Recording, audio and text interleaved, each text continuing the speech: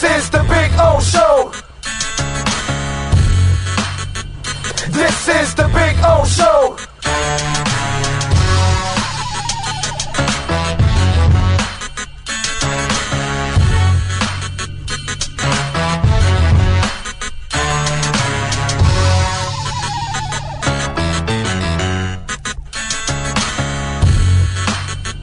This is the Big O Show.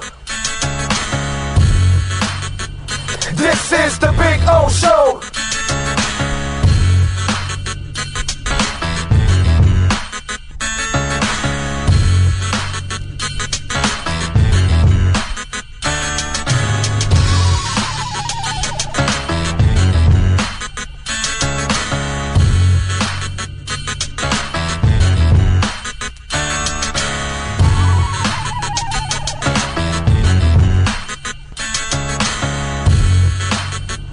This is the Big O Show. This is the Big O Show. This is the Big O Show.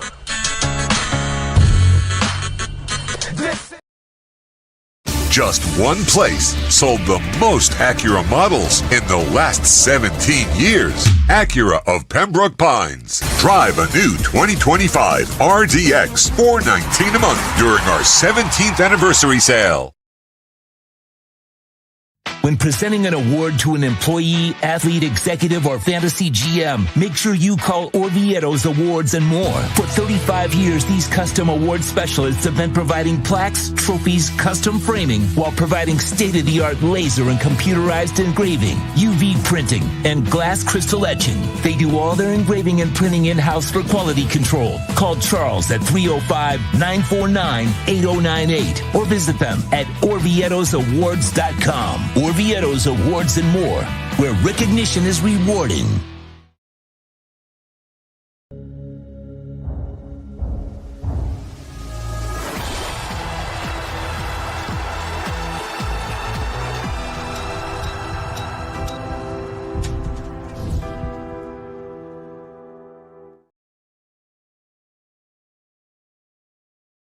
When it comes to your smile, confidence is so important. At Moodias Dental, they provide the services to get your smile back. This family-run practice prides itself by offering the latest technology to give your family the best experience possible. Moodias Dental has been in business for over 30 years with offices in Hialeah and Plantation. They accept most major dental insurances. They provide free new patient exams, 20% off select treatments. To qualify, please follow us on Instagram at moodias.dental. Moodias Dental has been in business for over 30 years. To schedule an appointment in Hialeah, call 305-821-0231 and Plantation 954-692-6825. From Invisaligns, dental implants, same-day crowns, and the preventative care and preservation to get your smile back. Go to moodiasdental.com to find out more and tell them Big O sent you.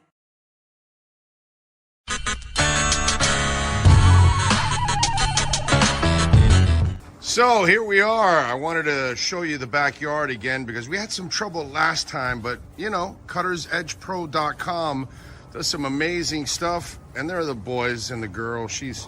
They're having fun. There we go. Right, Maiden? Right, Bono? There we go. They're having fun. I'm having fun. Look at our Sylvester palm. It is beautiful. We got another one in the front yard like that. You can take your home and landscaping to the next level. And the artificial turf, look at that. Look at that. The two dinosaurs going at it, huh? Look at that. Gotta love the dinosaurs. Look at them. They like to bite each other's legs. That's what they do. They play with each other and then they bite each other and they piss each other off. It's fun. One is Bono, which is the one farther away from you, and Maiden. She's the girl right here. She's a badass. That's for sure. So anyway, see the flowers are coming out. Very nice. cuttersedgepro.com, folks. This big tree there will start budding that I'm showing you there soon. And I'll have all kinds of flowers. I'll post another video and I'll show it to you. This is a backyard where everybody gets to hang out. Over there in the corner there, I put the barbecue and cook. So that way it's the farthest away from the house, you know.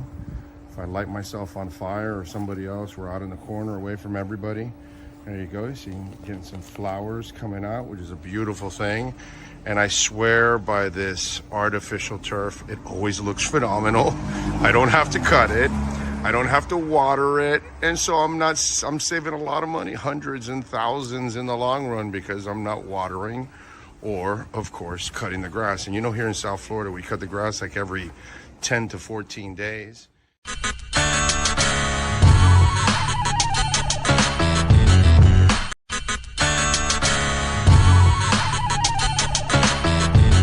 So here's the putting green. See? There you go. Got two flags. One was over there where Cutter's Edge Pro. It's not coming out now. Come on. Come on, wind. Give me a little wind. No, unfortunately. But there you go. And this one says Big O here. There you go. So there's my putting green. About, I would say about 25 feet, something like that. I get to practice, have a little fun. See? And then, of course, we got, the bunkers. Got to have the bunkers, man. Got all kinds of bunkers there. You know what I'm saying? So that's a taste of our backyard. There's Maiden right there. Maiden. Bono, how you doing, Bono? Bono.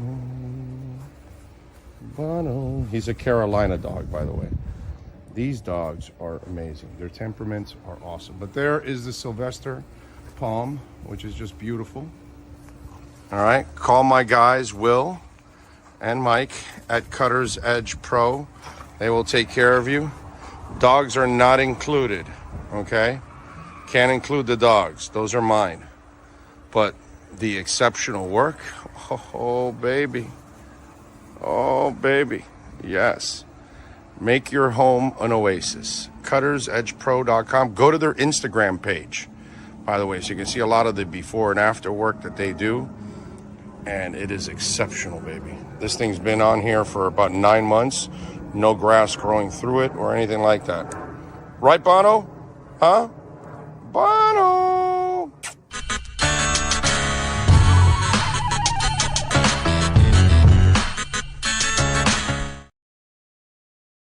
Just one place sold the most Acura models in the last 17 years. Acura of Pembroke Pines. Take $10,000 off a 2025 Acura MDX during our 17th anniversary sale. Oh, great. You have a doorbell camera. Now you have a front row seat to your house getting robbed.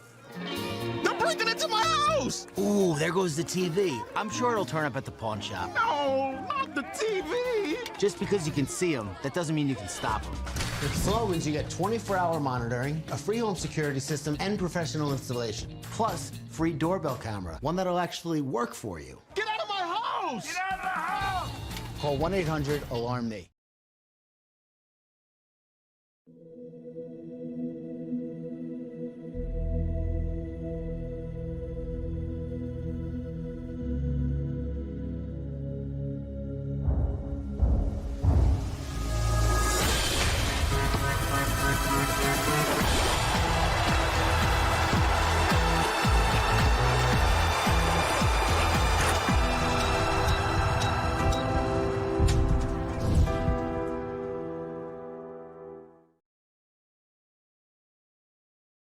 Just one place sold the most Acura models in the last 17 years. Acura of Pembroke Pines. Drive a new 2025 Integra, $339 a month during our 17th anniversary sale. For over 16 years, EJDConstruction.com has provided South Florida residents quality craftsmanship, accurate project management, and exceptional service. That's why EJDConstruction.com is an A-rated member of Angie's List and the Better Business Bureau. When you're looking for the right custom home builder for additions or home remodeling, please call my friend Eric at 305-433-4843. That's 305-433-4843 for EJDConstruction.com.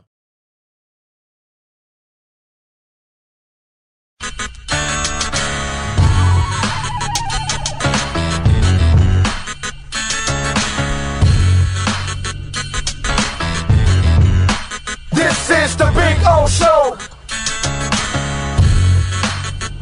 This is the Big O Show. This is the Big O Show.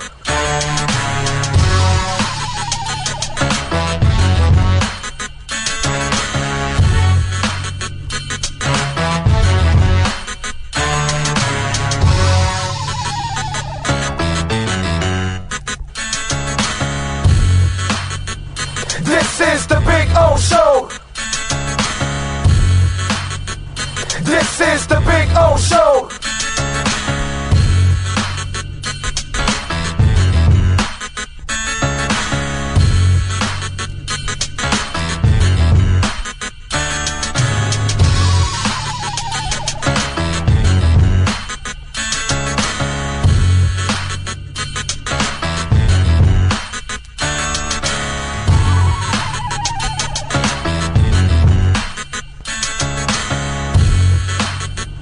This is the Big O Show.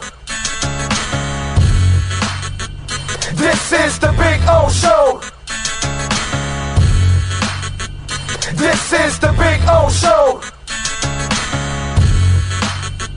This is...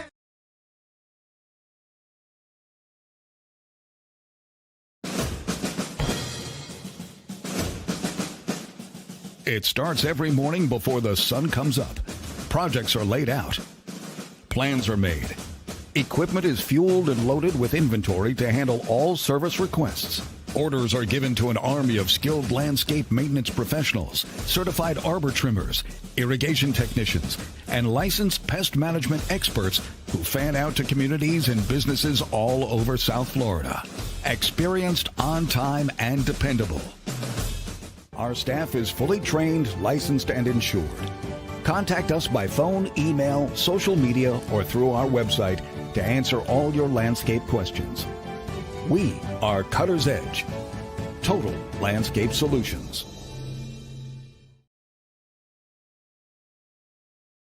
When it comes to your smile, confidence is so important. At Moody Dental, they provide the services to get your smile back. This family-run practice prides itself by offering the latest technology to give your family the best experience possible. Moody Dental has been in business for over 30 years with offices in Hialeah and Plantation. They accept most major dental insurances. They provide free new patient exams, 20% off select treatments. To qualify, please follow us on Instagram at moodys.dental. Moody Dental has been in business for over 30 years. To schedule an appointment in Hialeah, call 305-821-0231 and Plantation 954-692-6825. From Invisaligns, dental implants, same-day crowns, and the preventative care and preservation to get your smile back. Go to moodysdental.com to find out more and tell them Big O sent you.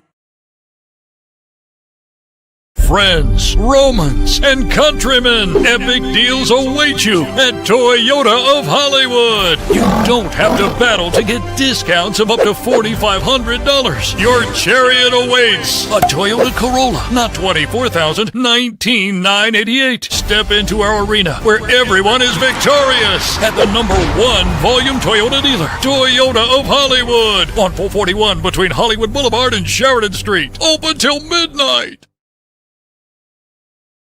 When presenting an award to an employee, athlete, executive, or fantasy GM, make sure you call Orvieto's Awards and More. For 35 years, these custom award specialists have been providing plaques, trophies, custom framing, while providing state-of-the-art laser and computerized engraving, UV printing, and glass crystal etching. They do all their engraving and printing in-house for quality control. Call Charles at 305-949-8098 or visit them at orvietosawards.com. Orvieto's Awards and More, where recognition is rewarding.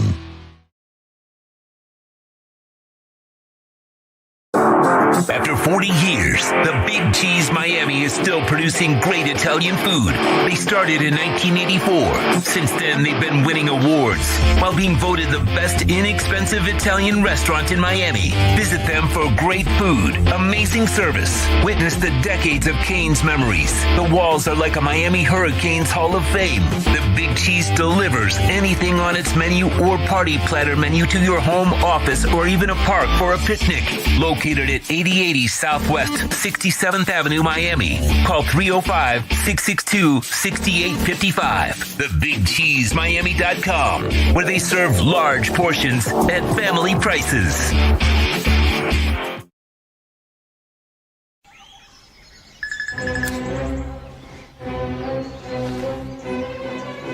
Oh, Sam, not again.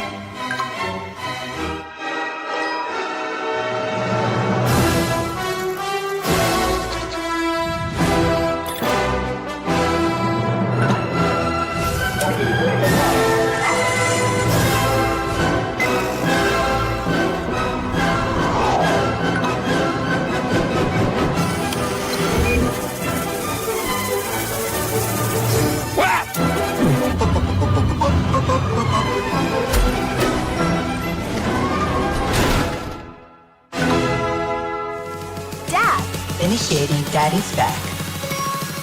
Yo!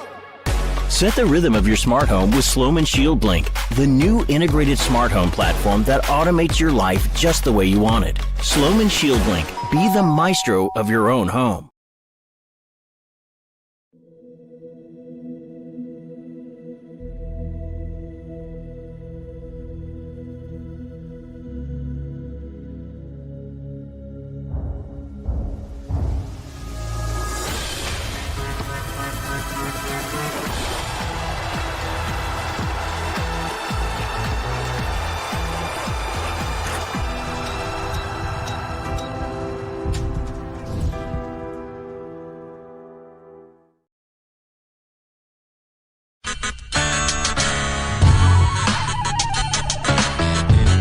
So here we are. I wanted to show you the backyard again because we had some trouble last time, but you know, CuttersEdgePro.com does some amazing stuff, and there are the boys and the girl.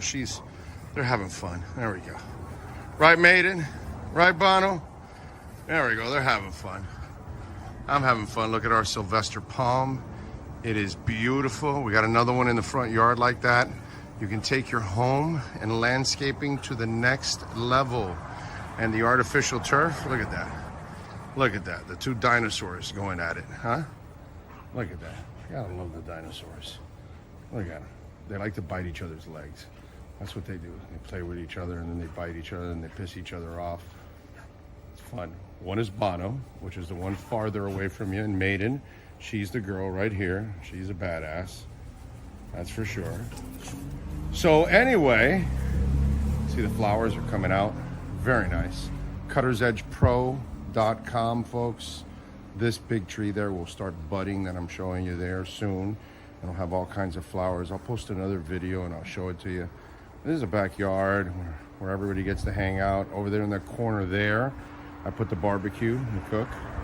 So that way it's the farthest away from the house, you know. If I light myself on fire or somebody else, we're out in the corner away from everybody.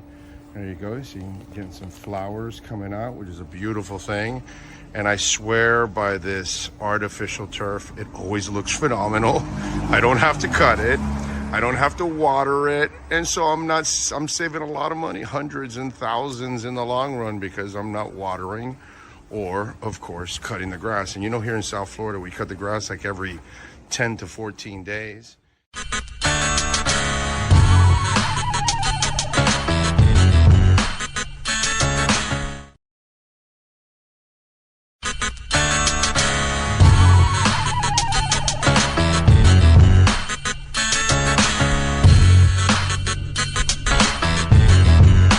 This is the Big O Show. This is the Big O Show. This is the Big O Show.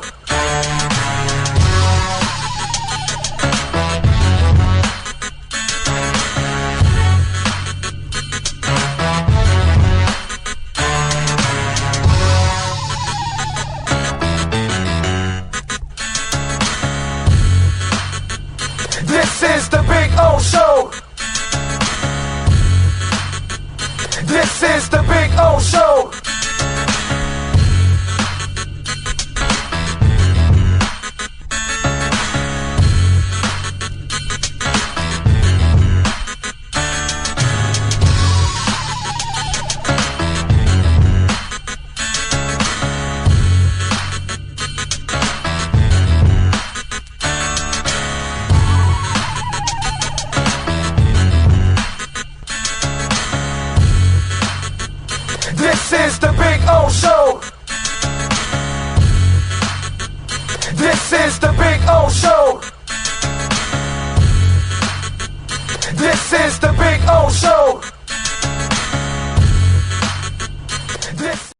If you're looking to take your home or business to the next level, then RM Contractors can assist you. RM specializes in new residential turnkey, new commercial turnkey, home and office remodeling. Call them for free estimates. Serving all of South Florida, licensed and insured. Call Ray, 305-345-3649. You work hard to create the perfect atmosphere. You dream it, we'll build it. RM Contractors, 305-345-3649 or Instagram at RMC Fisher Island.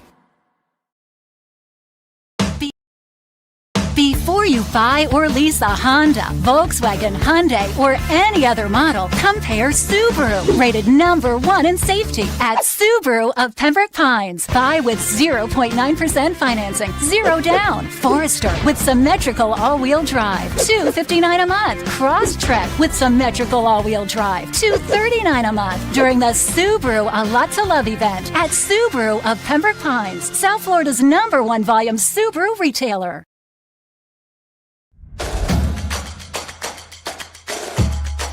Welcome to Caneswear. New store, new items, same great experience. Family owned and operated since 2010, Caneswear has the latest merchandise from the Miami Hurricanes, Miami Dolphins, Florida Panthers, Inter Miami CF, and more. Come visit us at our store in Davie on University Drive, just south of 595, or online at caneswear.com. Caneswear, the spot Miami fans shop. Hi, this is Jeff Welt from Welton Rayom. Dan and I have been in business together for over 22 years. We're not your typical lawyers. When Dan's not working in the office, he's flying his stunt plane. When I'm not in the office, I'm either getting tattooed, bowling, riding a motorcycle, or going to concerts. We might not be your typical attorneys, but we are aggressive attorneys, and we'll do whatever it takes to get you what you deserve. Consultations are always free. Call us anytime, 24/7. Welton Rayom can help. Just one place sold the most Acura models in the last 17 years. Acura of Pembroke Pines. Drive a new Acura ZDX, $439 a month during our 17th anniversary sale. The viewpoint statements or beliefs expressed on the following program by the host, guests, or callers are not necessarily the opinions of FantasyXS.com, Media Group Inc. ownership, management, sponsors, or website.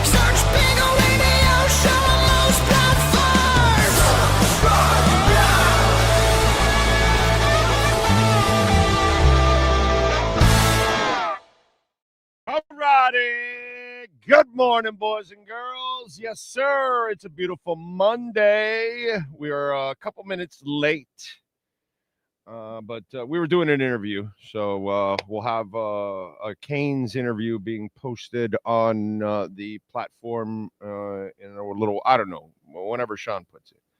But Adam Lichtenstein, we were talking a little Canes.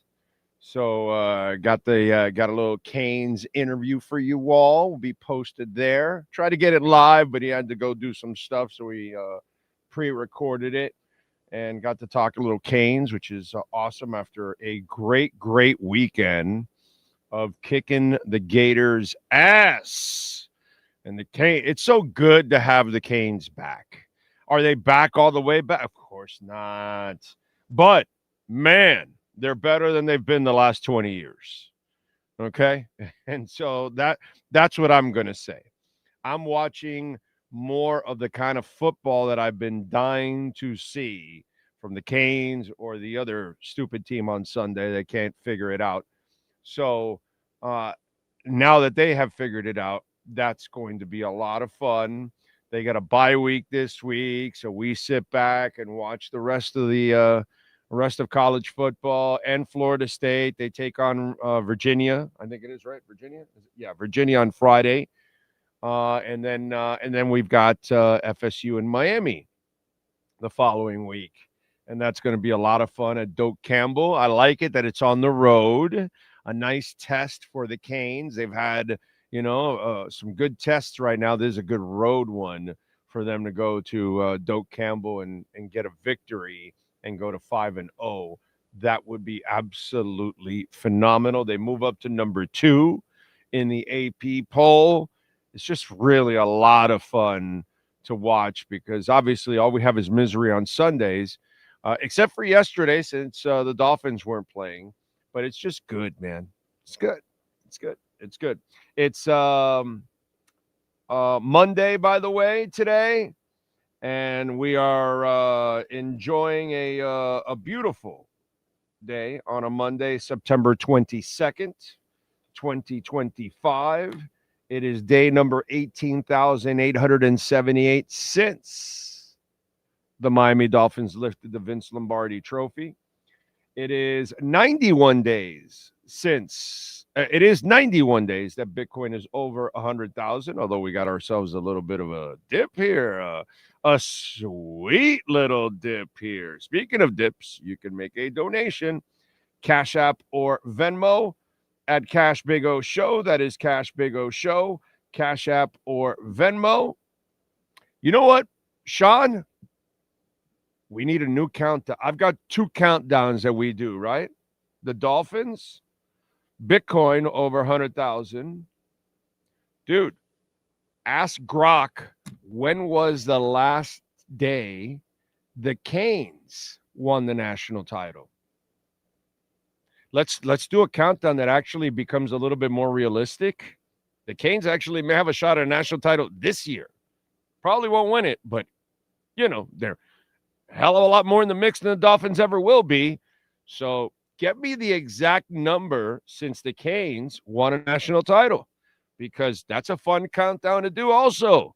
It's been a while, but we might be able to end that countdown. So let's do that. Get me that one. So that'll be the 3rd one that we're going to add to the show. We need to add that one, dude. You know what I'm saying? Because the Dolphin one, I don't know when that one's going to end. The Cane one, that one's got a chance to end in the next year or 2 or 3. The way Mario's building this thing, he might be, and he's got some really good assistant coaches. And they're figuring it. They got it figured out on offense. And now on defense, oh, baby, it looks to me like they got something going on there on defense. I love how they adjusted in that 3rd quarter where they were running on them and figuring out the outside, and then they figured that out and shut that down too. And it was good. It was good. It was good. It was good. It was good. I just like what I'm seeing from the Canes all over the place. Yes, sir. The last day they won it was January 3rd, 2002. So I started the date from January 4th, 2002 to today, the 22nd. 8,662 days. 8,662 days. Yes. Okay. Cane's last title. There we go. All right. There we go. Might as well, because that's a count. At least, see, I know like the Bitcoin one, it will never end. It's going to be over 100,000 permanently. It's done. We'll get to a point where I could tell you Bitcoin over 200,000 how many days, and 500,000. We'll get to that to have a little fun with that.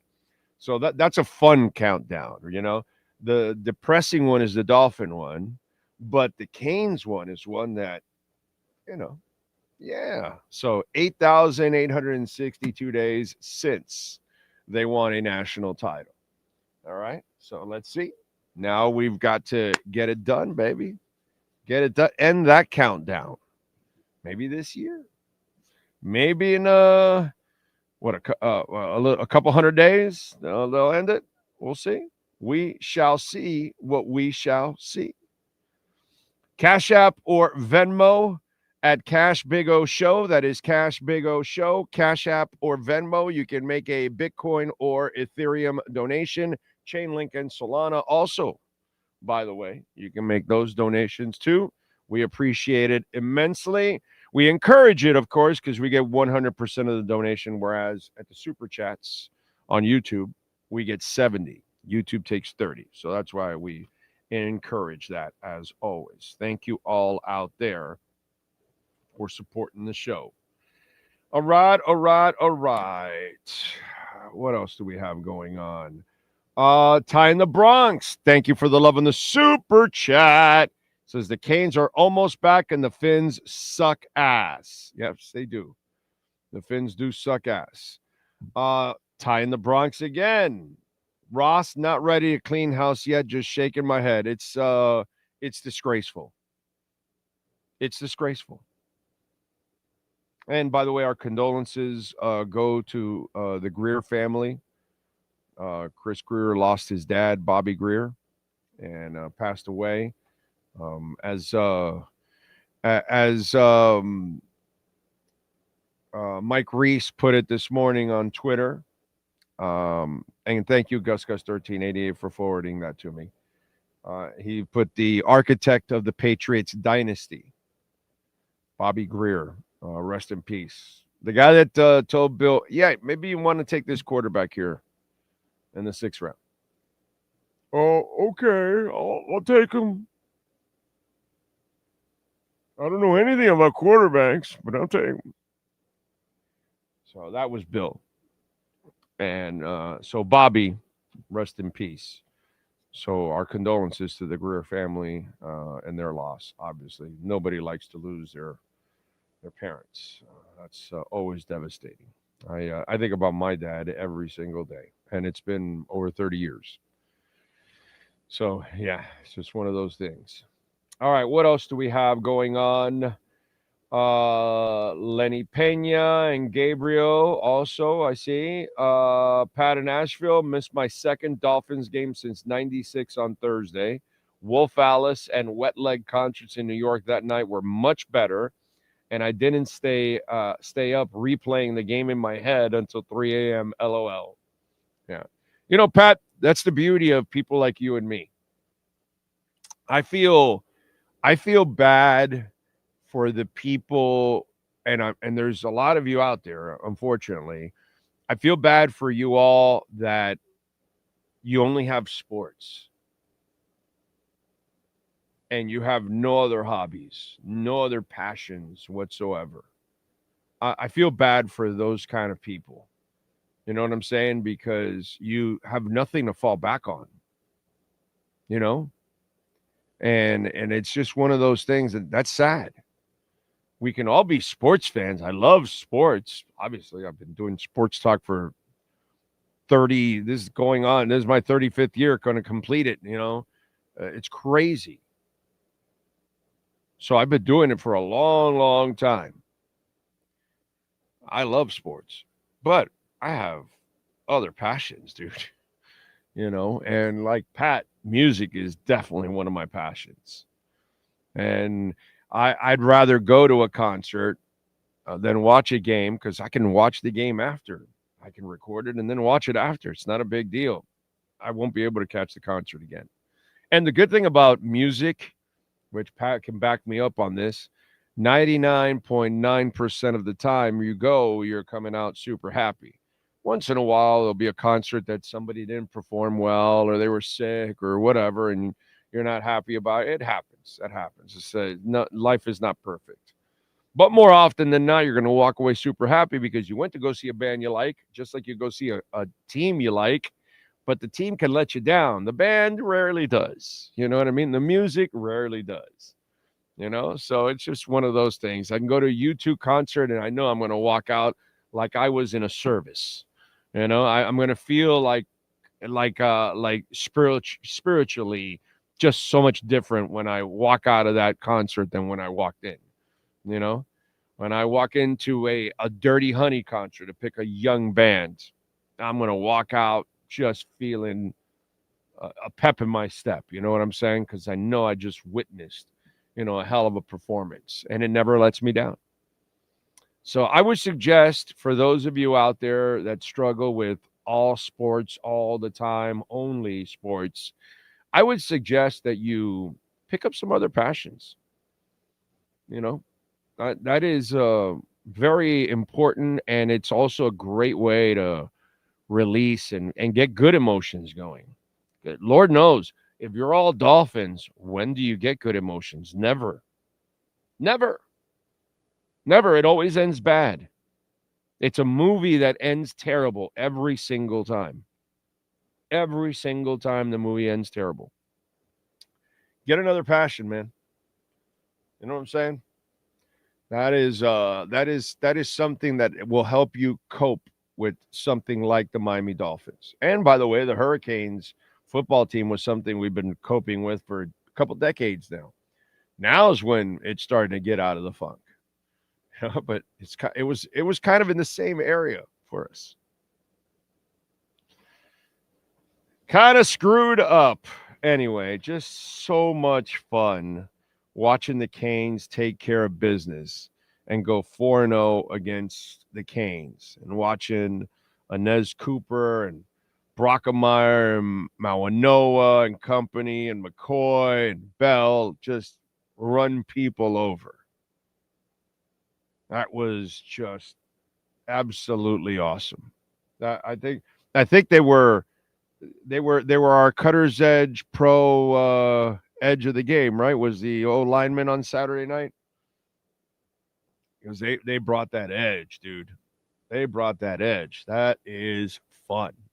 I keep replaying that Gator game in my head, and just to think about how physical the Canes are nowadays, it's a lot of fun, man.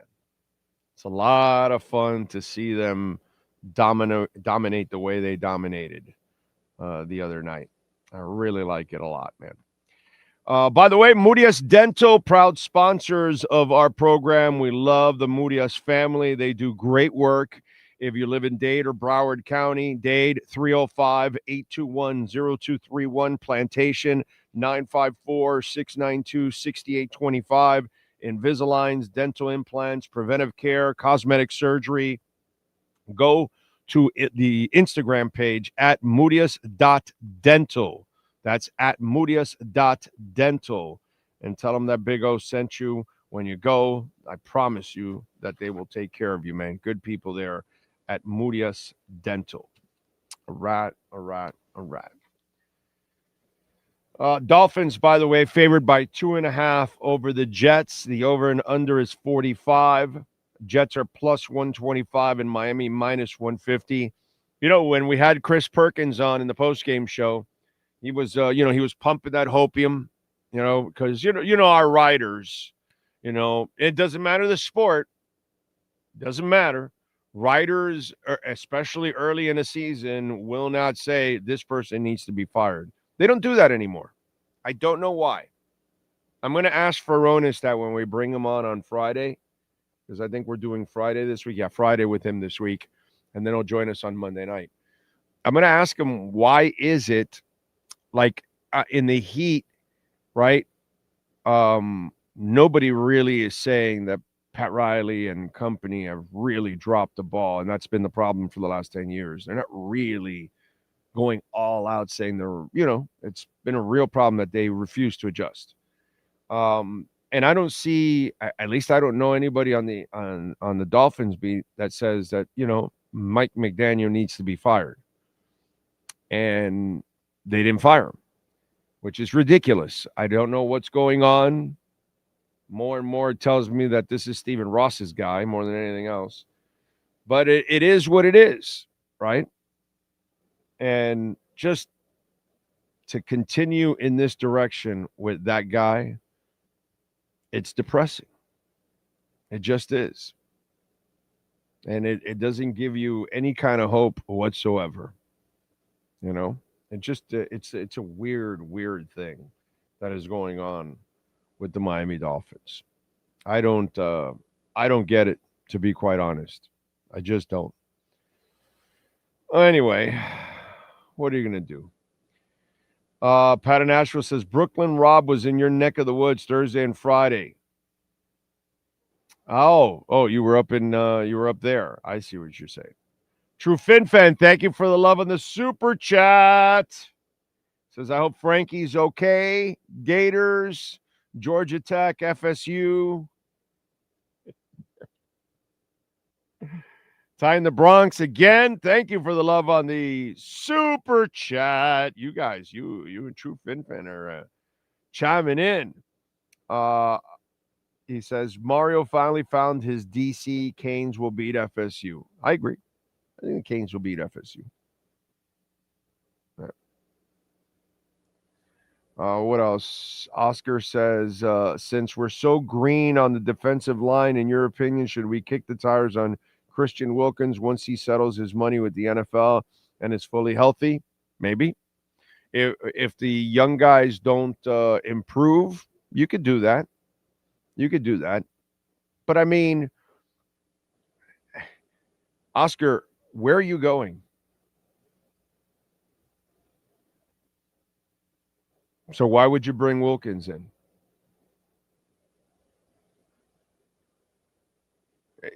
Your problem is you think you're winning something.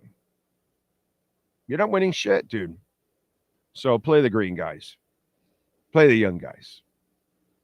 They need all the playing time. Face it, bro.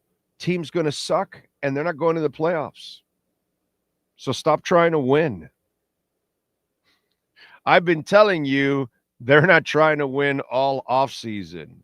Why are you still trying to win at 0-3? And now I got my perk man pumping that hopium like I was talking about before. And he's telling us, well, they got a chance to go 2-3 here in the next couple of weeks. Did you watch the weekend?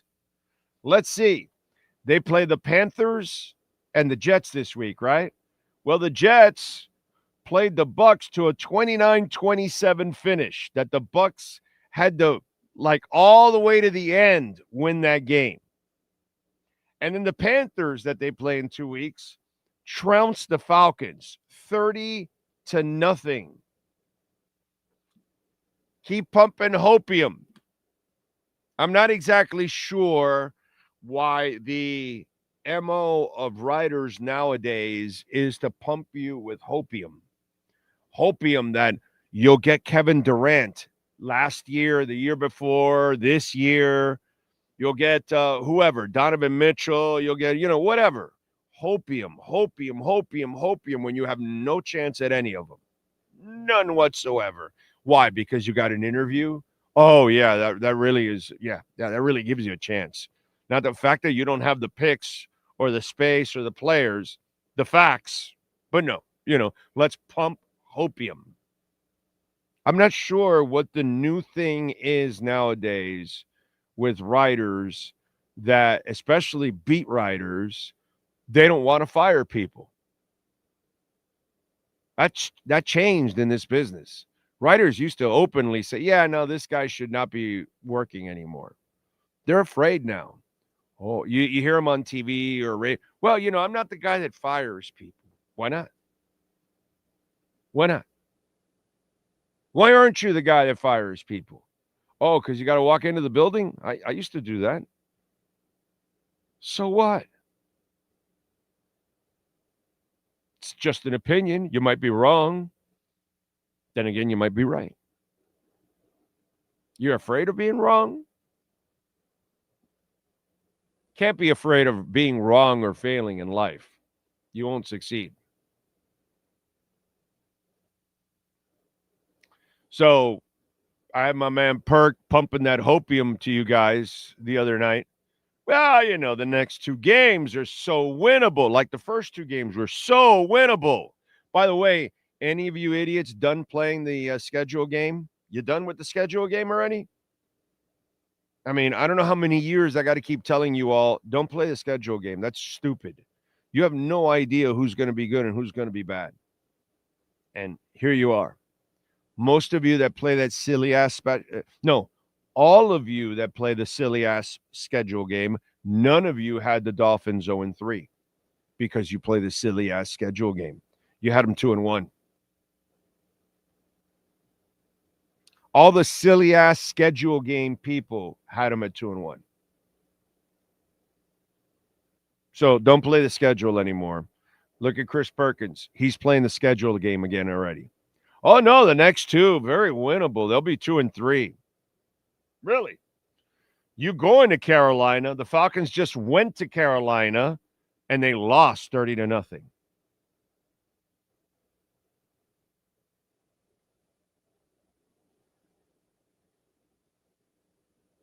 Dolphins better hope that the Jets doctor punctures Tyrod Taylor's other lung like they did in the Chargers. So that way he's out this week too. Jesus. I'm joking, by the way. It was just a fluky thing that happened to the poor guy. The worst, the flukiest shit has ever happened to Tyrod Taylor, bro. That poor guy has gone through hell and back. Don't play the schedule game. Don't sell hopium. Don't pump the hopium. Just look at it for what it is. Okay?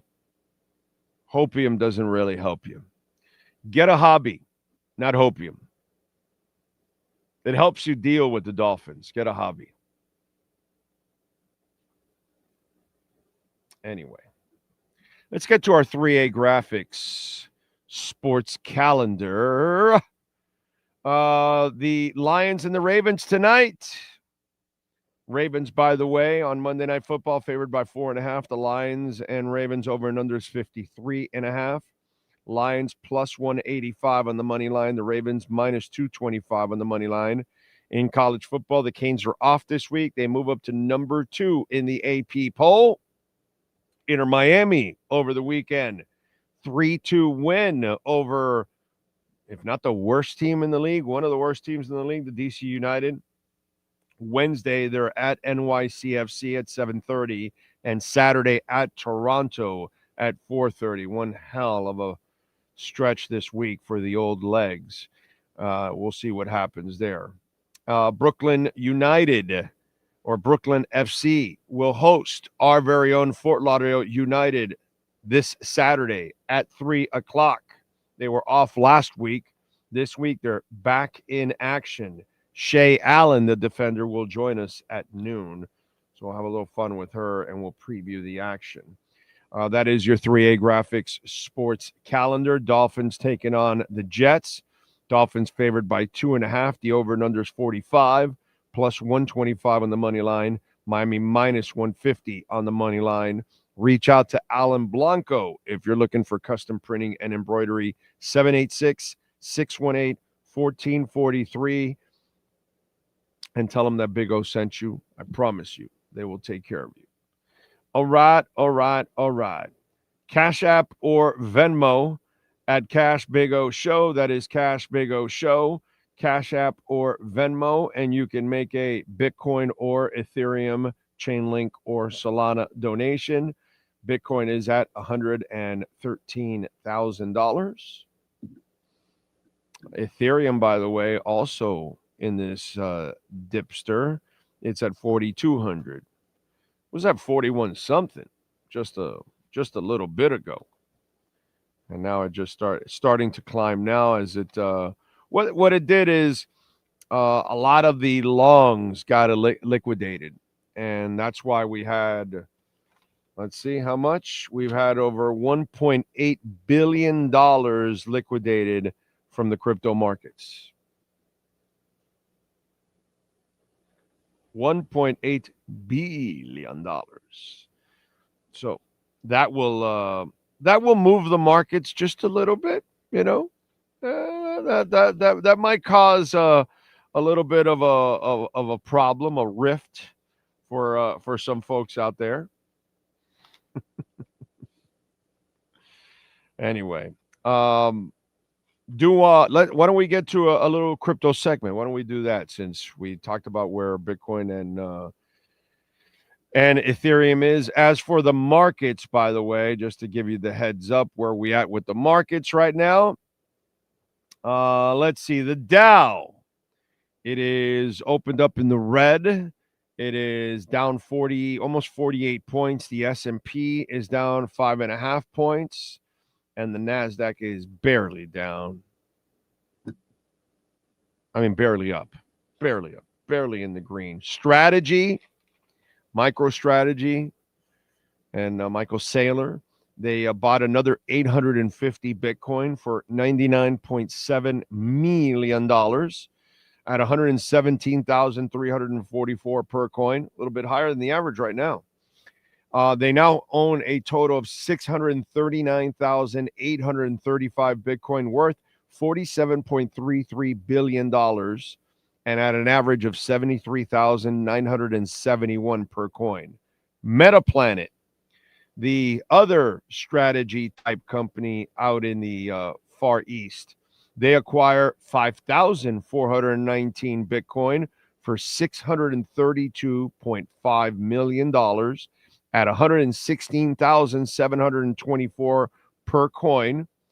They now own 25,555 Bitcoin. I just want one for $2.71 billion. I just want half of one for $106,065 per coin.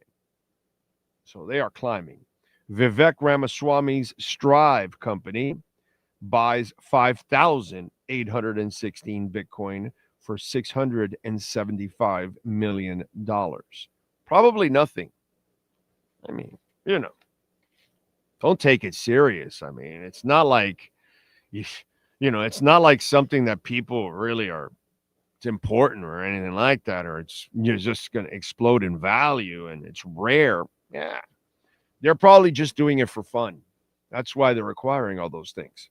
By the way, R&M Contractors, the amazing Ray and Mike, if you are looking for work that is done on an exceptional level, go to their Instagram page. You can check it out, RMC Fisher Island. You'll see a lot of the work that they've done, complete remodels and kitchen upgrades, bathroom upgrades, floor restoration, impact windows, door installations. You need that here since, we're in storm season. We live in an area where we have to deal with storms. Well, impact windows and doors are very important. Maintenance, stucco repair, drywall, they do it all for you. Please call Ray or Mike.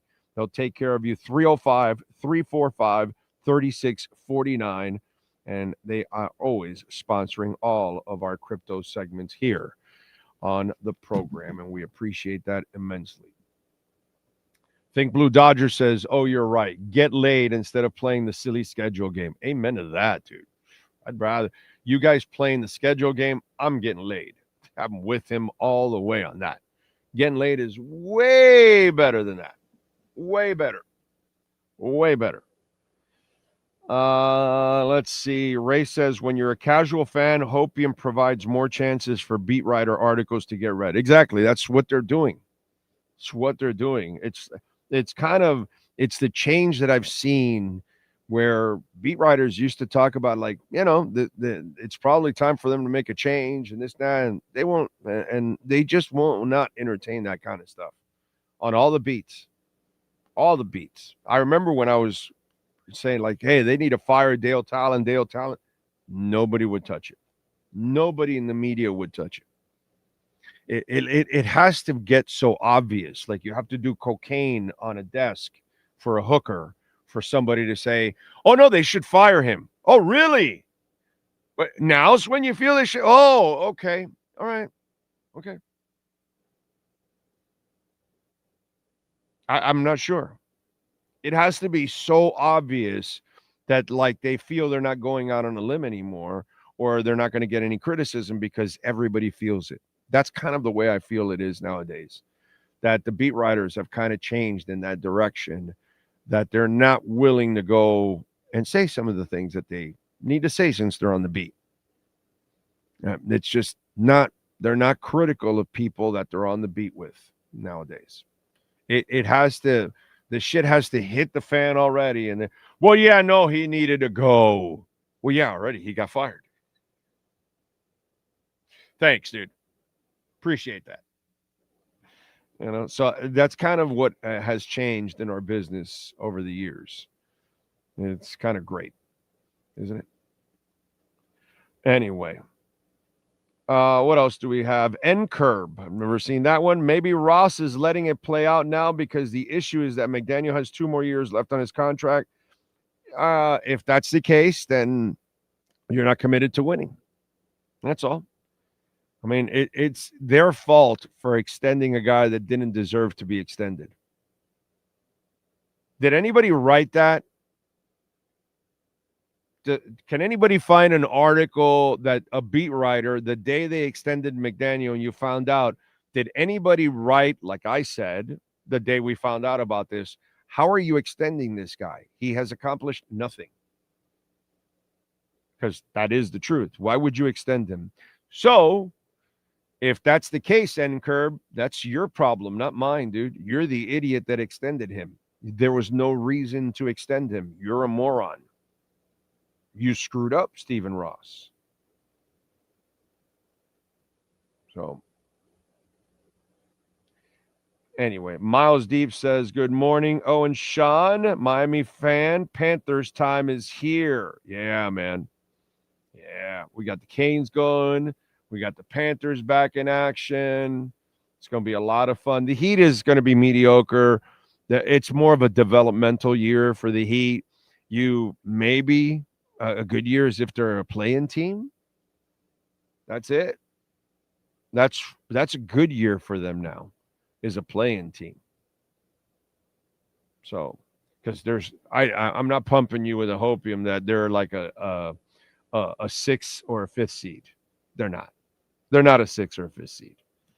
Okay, they have no business being in the 6th or 5th seed. If they do that, that would be incredible overachieving, is what it'll be. That's the reality. Again, I would be on board with signing Christian Wilkins because he lives rent-free in Josh Allen's head. Yeah, again, no reason to sign him now at this point. You're not trying to win. So what are we doing? You need to play the young guys. Let them play. Figure it out. Defensive tackles need PT. They need it at this level. It takes them a little while to kind of adjust to everything.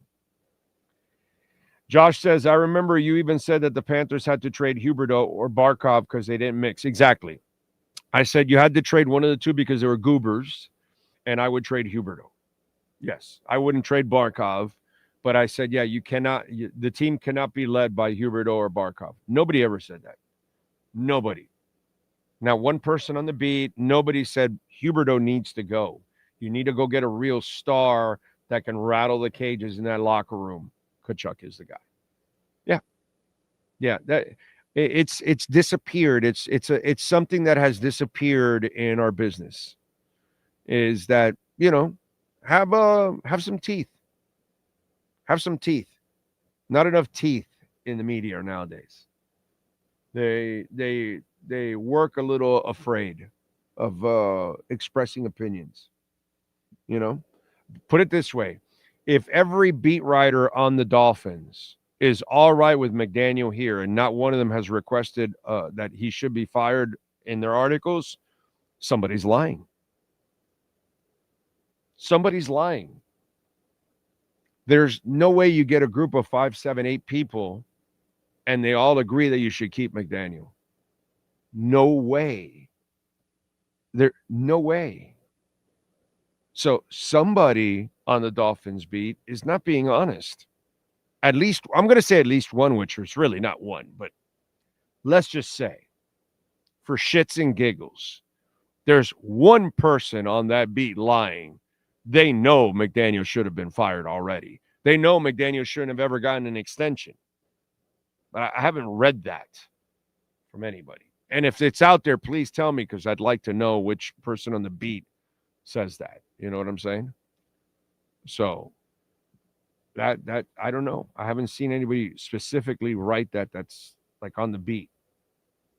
I just haven't seen it.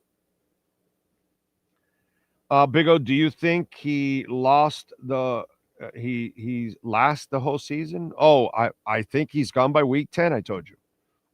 I said that months ago, and I'm going to stay with it. He's gone by week 10. He should have been gone now. I don't know why they're not doing it, but I would say he's gone by week 10 because it'll only get worse. So it doesn't matter. My dad would say the Dolphins no ganan ni casualidad. Ni de casualidad. Stephen Harris, speaking of the Heat, Hero is getting surgery. Yeah, I'm looking forward to it. We'll have Ira Winderman on, and we'll get him on at 11:30. Oh, by the way, Sean, send him a link, please. I did not send Ira a link, and this is great news.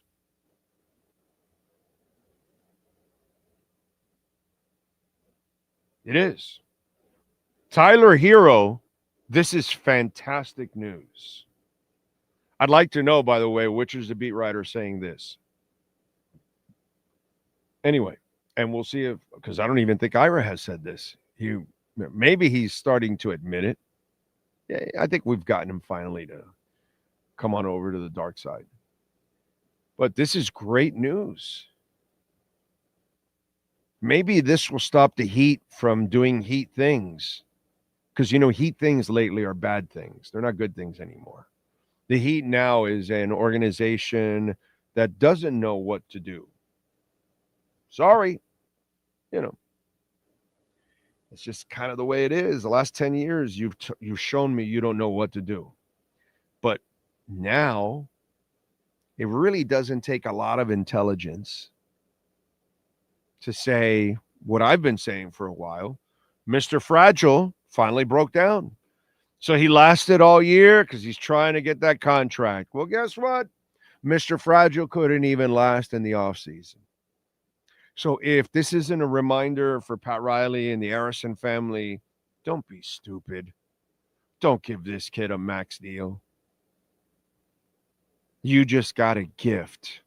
Just in case you were thinking, oh, did you watch him last year? He's a bucket. I don't know. If I'm going to, whatever. No idea. This is a blessing.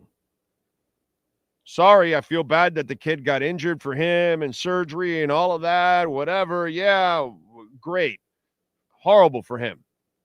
Fantastic for the Miami Heat and the front office. If this isn't a reminder, don't be stupid. Don't give this guy a max deal. Because, Ira's going to come on and tell us, well, there's a window in October from this to this, and they could give him the max deal, and blah, blah, blah, blah. And no, I don't want to hear about it. I didn't want to hear about it before the injury. I never wanted to hear about it at all. But now that the injury happened, dude, this is a blessing. This is the basketball gods reminding you, don't be stupid. You guys have been really stupid. You give people all kinds of money that don't deserve it. Stop. This would be another one. Trade his ass in the trading deadline.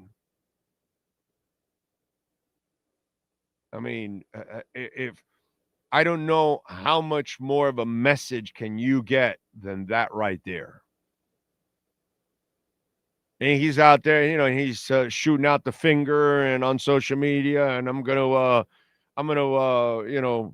what was it that he's gonna break everything out there or whatever. The only thing he busts are ligaments. He's not going to bust out anything in the league. Okay. He's a nice kid. He's probably too nice. He's got a phenomenal wife, and he's made a bunch of money. Go play somewhere else. You're not the guy here. You're not the guy. The Heat used to bring those kind of guys here, and I know how they look. He's not one of those guys. So let him move. That injury became a blessing and a message to you. Let's see if the Heat received that message. We're going to find out because, last time Dion Waiters needed surgery for his foot, Riley still signed him to a 4-year guaranteed deal. Knowing he needed foot surgery, Here's a guy that now got broke down in the offseason, needs surgery, will not start the season. So are you going to extend him and max him out while he's injured? That would be just, checkmate. That you give Hero a max, and I'm convinced it's over for the Miami Heat organization. Let's put it that way. You like that one? Yeah, that's a new one for me right there. You give Hero a max deal, and I'm convinced you saw your best days, and you will never, ever, ever, ever, ever win another championship again. You'll never be a contender again if you extend Tyler Hero.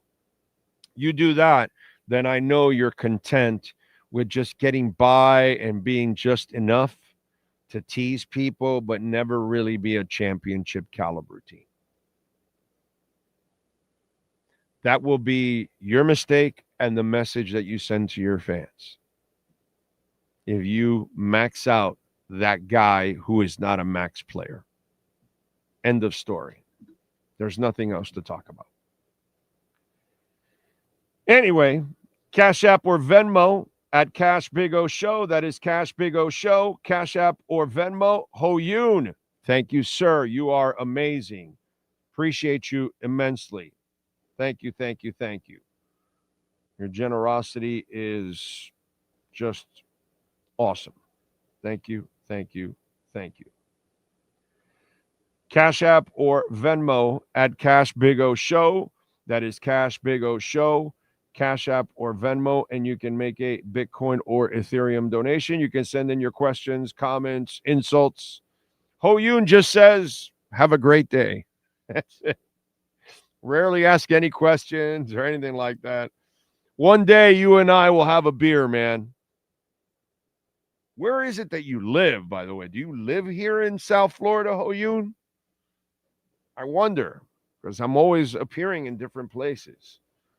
Where do you live do you live in South Florida? Where do you live in the world?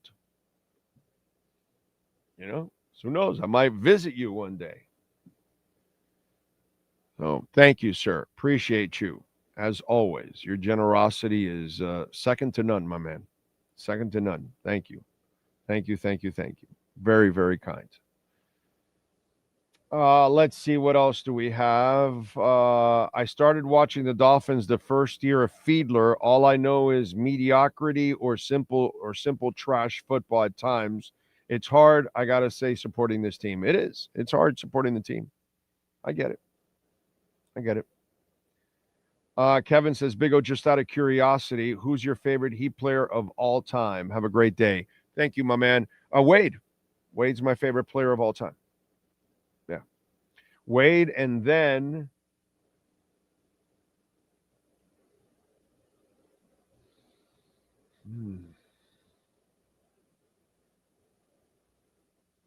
Grant Long.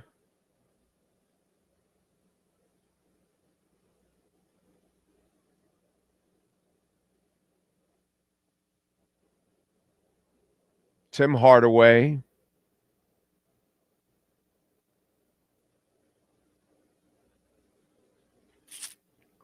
Alonzo Mourning. Behind Wade, obviously. But those are my other guys that I would. Keith Askins, too. Love Keith Askins. Yeah. Sometimes I gravitate to role players, character people like Long and a Keith Askins.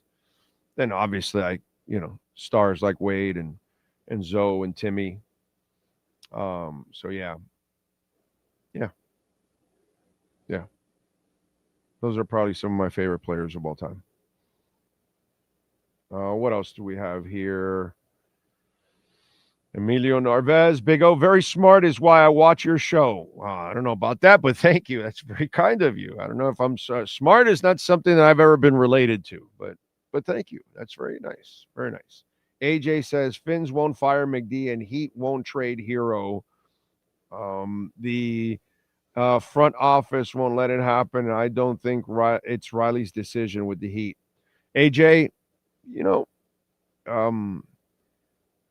the Riley part, I'm starting to think that there's a lot of that going on where it's really out of Riley's control, some of this stuff. And some of this stuff is made on more money than real winning and stuff like that. So I think you're right. You're in Jacksonville, Ho Yoon. Oh, wow, dude. Okay. All right. All right. Good to know, man. Good to know. I may end up in a concert somewhere up there. So good to know, bro. Good to know. Good to know. Okay. I can see myself going to Jacksonville to the amphitheater or go up there for what's the name of that place where the Jags have Daly's place? Yeah, dude. So we'll definitely have a beer down the line, my friend. We'll definitely get together. There'll be a concert that I would have to go up there and I won't be able, it won't come down here. This happens to me all the time. Central and Northern Florida, I have to drive up because the band will not come to South Florida. So I can see us getting together the next year or two, my brother. I'll see you soon, Ho Yoon. I'll see you soon, my brother. What else do we have? Sam the man. Bam is worse. They need to move on. You saw him this weekend giving his girlfriend the MVP trophy for the fourth time this in her career. She wins the league MVP trophy. Asia. I wish it would rub off on Bam a little bit, dude. She is a bad woman, dude. She is relentless. She is everything Bam isn't. I think that's why they're a couple. Opposites attract. Because she's the dog. He's passive. He can watch him. He's passive Bam. He's the facilitator. He's not the agitator. She is the agitator. She's the dominator. She's the ass kicker. She's the one that says it will be done my way or no way. I watch the WNBA, so, you know, I know a lot about Asia Wilson. She is, dude, she is all badass. Relentless. Everything that I wish Bam was. Everything she isn't is what Bam is. Everything that Bam isn't is what she is. She's the female version of Alonzo Mourning. Asia Wilson. She will have none of it. She ain't taking any shit.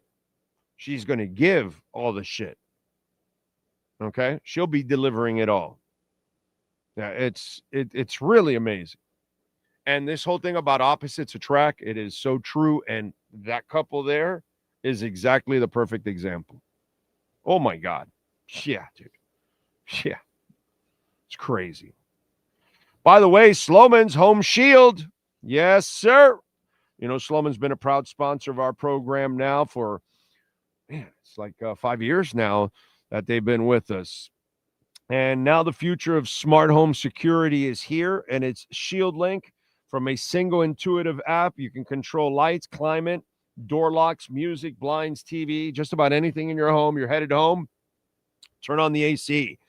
You're not going to be there going into the beginning of the evening. Turn on the lights and all that, so it looks like there's action in the house. You've got your cameras going inside, outside. You can be checking it constantly. Anybody approaches, you get an alert. It's a beautiful thing. It provides professional grade security, monitoring with cutting edge smart home automation. That way you can do everything and control it all, folks. Please call our friends at Slomin's Home Shield, 1-800-ALARM-ME. That's 1-800-ALARM-ME, all-in-one control where you can manage the security and the lighting and the climate, advanced protection, 24/7 professional monitoring, and rapid response. And I can tell you, because Sean has Slomin's and so do I, if the alarm goes off within like 2 seconds, you're getting a call what's the secret password, all that kind of stuff. They're on top of it, man. Personalized automation so you can set it up for you. And then the best thing is peace of mind, which is what we all want. Please reach out to Slomin's at 1-800-ALARM-ME and ask for Shield Link and tell them that Big O sent you. The operator may go, what? But just tell them and they'll make a note and that's it. Thank you. Derek W. says, Big O, are you guys going to make it to Slattery's? No. Derek, maybe you don't listen every day or whatever, but I'm only going to Madrid this year. That's it. The Dolphins are not worth the travel at all. I'm not expecting much. If you listen all off season, I told you this will be a shit year. And where we at? You know what I'm saying? I don't pump hopium in you guys, you know. I gave you the hopium, which wasn't hopium, with the Canes. I told you the Canes are going to have the year. They're ready, not the Dolphins. You know, so no. I'm only going to Madrid because that's going to be a great experience, a one-timer. I get to meet a lot of fans because a lot of Dolphin fans will go to that. I get to meet some international fans, the Mexican fans. Can't wait to see them. The English fans they've already reached out to me. The English fans that are going, a whole bunch of them are going. So that's why I'm going. You know what I mean? The game will be cool. Hopefully we have a good performance that day. But like I told you in the off season, didn't I? Did I? I'm so consistent. It's crazy. I told you it wouldn't be a good year. And I told you that this will be the pinnacle of our season. Just this event that we're going to be at. And that's it. And that's all I'm covering. We traveled to New York last year. I'm not doing that anymore. I'm not, until they get good again, I am not wasting that kind of money on that. Because it's a waste of money. You know, I mean, I end up going to concerts and I get something out of it. Although I didn't do that for 2 of the trips because Buffalo and Indy didn't have anything. But the LA and Seattle trips did bring fruit of lots of concerts, which was actually good. I think I did like 6 concerts in those 2 cities, which was pretty good, you know, overall.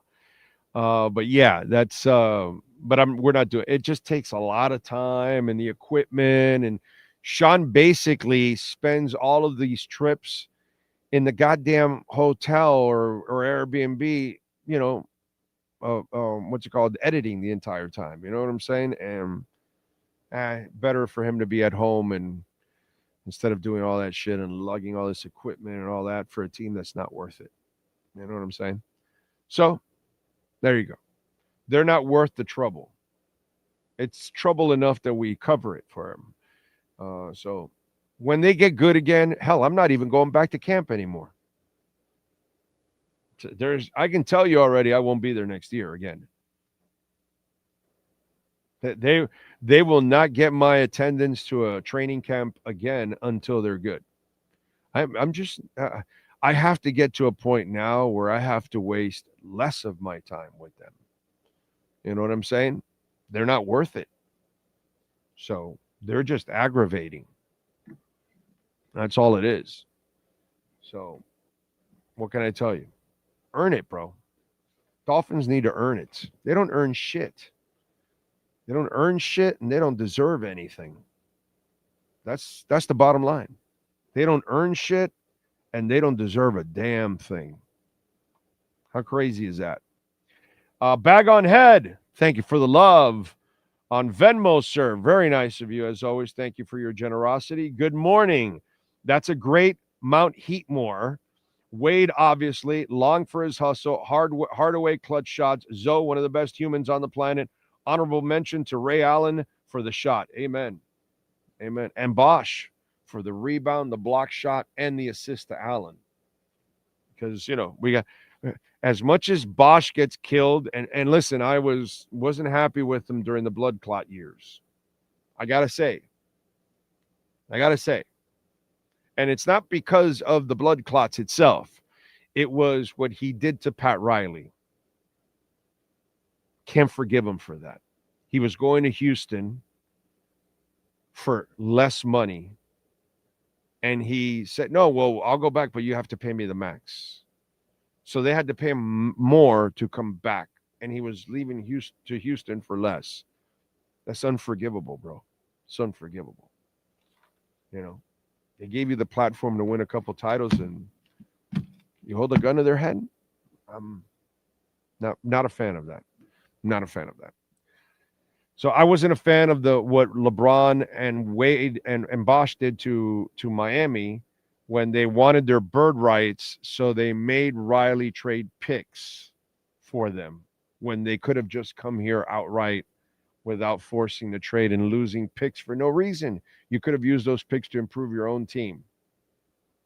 They did the Carmelo move in a way. Like, yeah, let me go to a team and let me weaken it in the process too, when I can actually go there and keep it stronger.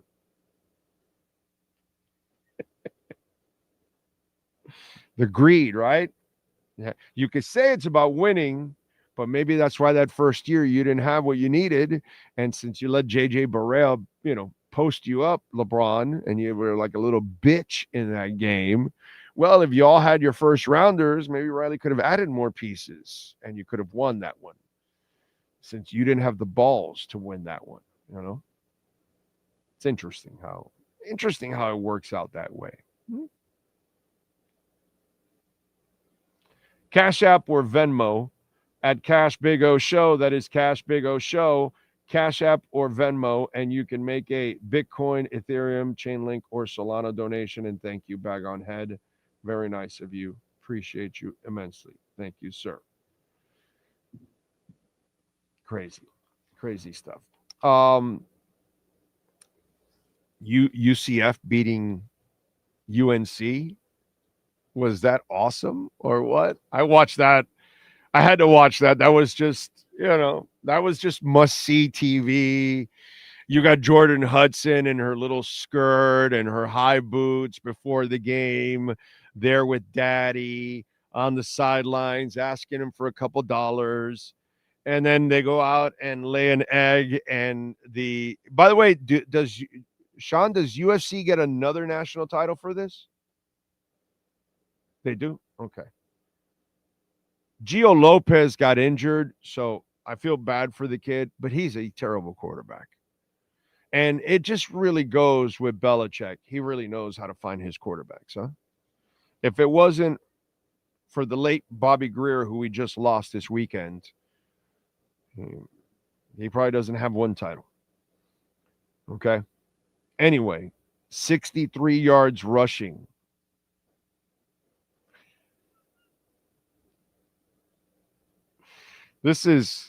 I'm just loving how the direction that all of this is going in. And I'm not, and by the way, this is not like I'm getting on the bandwagon now. No. I was way on it ahead of time and saying this is going to be an outright disaster. Okay. He's a terrible personnel guy. And I don't have an ounce of respect for Mike Lombardi, who's a leech that's been with different organizations, but it's not because he's any good. He's just been leeching on with different people that he's been around with. To me, I have zero respect for what's going on in North Carolina, and I am thoroughly enjoying the embarrassment that Belichick is going. He cannot lose enough. And yet, we still had morons thinking, oh, well, maybe the Dolphins should bring him here. It's really amazing in the media how they'll do anything for clickbait. And, of course, a lot of people out there are stupid enough to go for it. But this is just fantastic. Just fantastic. It does not get any better than watching Belichick lose like a dog. Okay? I love every minute of it, bro. Every single minute of it. It's awesome. All right, let me tell you a little bit about Subaru of Pembroke Pines. And by the way, you can get $500 off if you mention our name at Subaru of Pembroke Pines. Go see Eric Stampone, all the amazing people out there. Alan is the general manager. So when you get out there, go see Alan. Tell him that I sent you. Tell them that you can get $500 off. Use that QR code. Or when you get there, tell them, hey, Big O sent me. I'm here to buy or lease a vehicle. I know I get $500 off. Show me that Subaru Forester. I hear it's $257 a month, 2.9% financing right now. How about the Outback? $247 a month, 0.9% financing. And they also have zero down available. Sign and drive. 2025 Crosstrek got a great selection. $197 a month. Are you kidding me? $197 a month, 2.9% financing. You got the financing available. The Legacy, $267 a month, 3.9% financing. The Forester right now, the premium hybrid, beautiful vehicle, $447 a month, 4.49% financing. They've got zero down, sign and drive. It is available. Tell them that Big O sent you. They will take care of you. I promise you. 16100 Pines Boulevard, Subaru of Pembroke Pines. All right. By the way, I do want to remind you, we interviewed Adam Lichtenstein this morning, talking a little Canes with him. So that will be posted. I don't know when. Sean, can you give us a time, Emperor? Do you know when you are posting it? Have you planned ahead already? What do you got for me? It'll probably be up by 2:00 today. There you go. The boss says 2:00. 2:00 it is. 2:00 it is. And Cutter's Edge Pro, thanks to William Quigley and the great people at Cutter's Edge Pro, as always, tree trimming and removals, landscape design, outdoor lighting. Oh, baby, the artificial turf. If you own dogs like we do, the artificial turf is the greatest thing since sliced bread. Never have to maintain. It's easy to clean. Man, it's awesome. It's awesome. You don't burn out all that money in water since you're watering the grass. Never have to water the grass. Never have to cut it. So, every 7 days, 2 weeks, 11 days, 2 weeks, maybe 3 at most, you're cutting the grass. Never have to cut it. So you're saying it pays off for itself in the long run, owning the artificial turf. It's beautiful, man. So reach out to our friends, Dade, Broward, Palm Beach counties, 954-472-0622. Plus, it does improve the value of your home or business when you add the landscaping and the looks. There you go. So call our friends at Cutter's Edge Pro. They know how to get it done. Zach Thomas is leading a group out of Madrid. There you go. There's another one of my favorites, actually. I forgot about Zach. It's crazy. Yeah, Zach is awesome, bro. Zach is one of the best human beings on the planet. Let's see. What else do we have here? I'm enjoying the downfall of Belichick in Clemson football. You think he'll start spending on NIL in Clemson? Bag on Head says Belichick has been so exposed. He was the perfect coach for Brady because he could coach great defense. Without Brady, he ain't. Exactly. Nico, I was on the Tua bandwagon until 2023, and he began to melt down during key moments in games. Big plays make big players make big plays in big games, not fill up the stat sheet with QBR and completion percentage. Yep. All of our quarterbacks make big plays here in this offense. That's it. It's all on him. I can't wait for the 2027 season. By the way, all of you now that are Tua haters, you might as well just check out and leave. Don't come back. Don't read anything. Don't follow the team. The next year is useless. They're stuck with him. So you're not going anywhere next year. Just so you'll know. So we'll see you in 2027. I look forward to the 2027 season. I look forward for Tua to being gone and going somewhere else. And I can't wait for the next quarterback because the Dolphins are so good at finding quarterbacks. They're awesome. So I can't wait to get rid of him. I look forward for Tua leaving big time. Cannot wait for him to go. Tony Zags. Stephen Ross came out and said he likes McDaniel. Well, if he likes him so much, he can hire him for something else, not a head coach. I'm with you there. Emilio Narvez, I saw Lenny Kravitz in Vegas a few months ago. He was amazing. He can play any instrument, a real rock star. Well, he writes real music. He's good, man. Brooklyn Rob, question, what is the breaking point when Ross has to fire McDaniel? I say we passed the breaking point, but if he loses to the Jets, he has to be fired, right? I don't know now. I mean, you needed the Jets? That really? You needed the Jets loss? That's why we go nowhere. So, anyway, what else?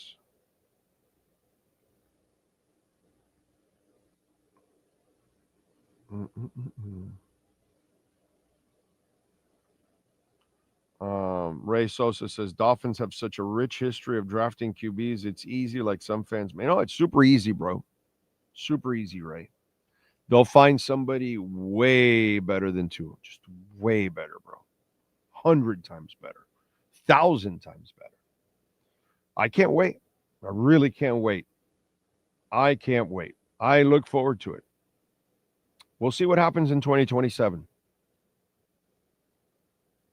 So, that's all. 2026 season is done. It's already spoken for. So, doesn't really matter. Is that what they're doing? They're going to keep everybody around since they have to keep everybody around and they can't get rid of the money and all that? Is that what they're doing? Oh, well, let's keep them around because we have to keep two around one more year. So we'll keep them all around one more year. And then we can get rid of them because then we can get rid of Tua. And then, because if we bring in somebody and then they got to work with Tua the first year or they don't want to work with Tua. So let's just do that. And since most of you don't want Tua, so then let's just get rid of Tua. And then let's just go find another, quarterback. But you can't get rid of them till 2 years from now. So what are you going to do? It is what it is. You know what I'm saying? I look forward to the 2027 season. I can't wait for the 2027 season. That way, the Dolphin fans can move forward. We all can move forward and just, get a brand new quarterback and a much better one. Much better. More like the ones we've had between Marino and Tua. Because we're so awesome when it comes to that. So, yeah, it's good stuff, man. Good stuff. Let's see. What else do we have? What will I say is be careful. Wish what you wish for. Acting like we're the Packers when it comes to QB crazy talk. Yep. And look, the Packers kid yesterday lost. Yesterday, let's see, who was it? The Browns beat the Packers 13-10. You see the Packers rushing yards? 81. 31 times for 81 yards. They average a little over 2 yards per carry. I wonder why Love struggled against a good defense. They made him one-dimensional. Wow. I don't know. It's called football, but, people don't really understand football. They think that, there's, the coach sucks, the running game sucks, the offensive line, so the quarterback will overcome all of that, because that's what all of the, he did it. He won so much overcoming all of that. And don't worry, guys, when they get rid of Tua and they draft the next quarterback, ask yourself this question. Did you fix the offensive line in the running game? Okay, great. Will it matter who the quarterback is? Just wondering. So the next time, let's get rid of Tua and we'll get the next quarterback. Then ask your friend, okay, did they fix the running game and the offensive line? Oh, well, okay. Well, then just tell your friend there after that, and I'm telling all of you out there, who gives a shit who the quarterback is? Who gives a shit? Colts are 3-0. Taylor, 17 rushes, 103 yards, 3 touchdowns. Indy rushed for 137 yards in total. Helps, right? Kind of helps to rush. Jets hung in there with the Bucks. You know, the Jets averaged 4.3 yards per carry. They didn't rush a ton. It was 100 yards, but 4.3 yards every time they rushed it. Tyrod Taylor rushed for 48 yards on himself. Running game helps, dude. If you're going to be a running team, that will help and that will keep you in it. But if you don't run, it just makes it impossible. But that's all right. Don't worry about it. The next quarterback will overcome everything. Offensive line, bad coach, and bad running game. Don't worry about it, guys. I mean, that's our history. Don't worry about it. Get rid of Tua. The next quarterback will be a ton better, bro. I mean, we're so good at it. It's all right. Tua has set us back. Our offenses were always the best, and we're always winning big games. Like Nico says, big games in big moments. I love that stupid comment, right? Like the Dolphins for the last 25 years have been winning in big games and big moments. Yeah, no, it's all on Tua. Right, Nico? It's all on Tua because everyone else was winning big games in big moments since Marino. In fact, Marino didn't win a lot of big games in big moments. But, hey, don't worry about it. The next guy will do it. Don't worry. They will all – because the Dolphins are always winning like Nico, you know. Yeah, no, Tua, big game, big moment. No. We're that's us. We've been that in the 80s, the 90s, and the 2000s. Always winning big games in big moments. That's, Nico remembers that. The last 45 years, constantly winning big games in big moments. We did it all the time without Tua. From the 80s all the way till now. Yeah, always. We produce quarterbacks. We produce great coaches. We produce just awesome offensive lines and defensive lines, and we produce great running games and all of that. Yeah. You missed Chad Pennington, huh? When they had a running game, because that's the only reason they ran, and they won because they could run. It was called the Wildcat. Notice what ended up turning it around for them, a running game. And then when they got to the playoffs, Chad Pennington became Scotch Tape Pennington. You know what I mean? And he became the Dolphins, never winning a big game in a big moment, folding like a cheap 10 against Baltimore. I can't wait for Pennington. Yeah, that made a lot of sense, Nico. Yeah. Oof. Those were great. You just backed me up with that one. The only reason they had that season is because of the running game.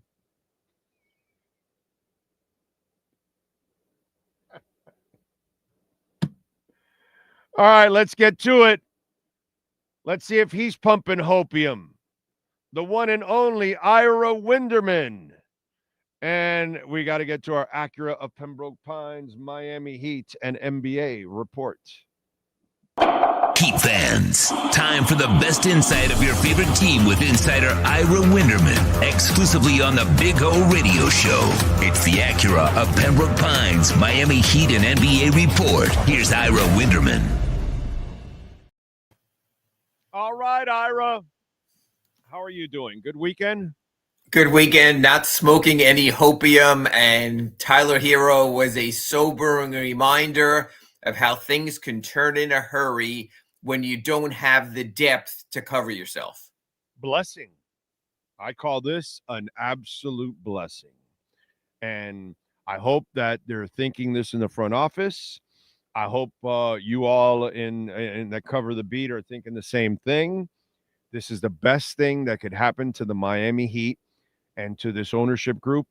If they didn't need a reminder of how fragile he is and why you should never, ever commit to a long-term and a max contract to this player, and you should move his ass once he gets healthy by the deadline, there you go. Here's your reminder. And if you give a max deal during this window coming up like you talk about every time in October, then it proves to me you have zero commitment to winning, and you will never be another great team again, because this is not a great player, And this is not the kind of player that you commit that ridiculous amount of money to. Go get a guy that's a real franchise player. Tyler's a nice player. Time to move on. This was a blessing for the Miami Heat to get this message. That's the way I look.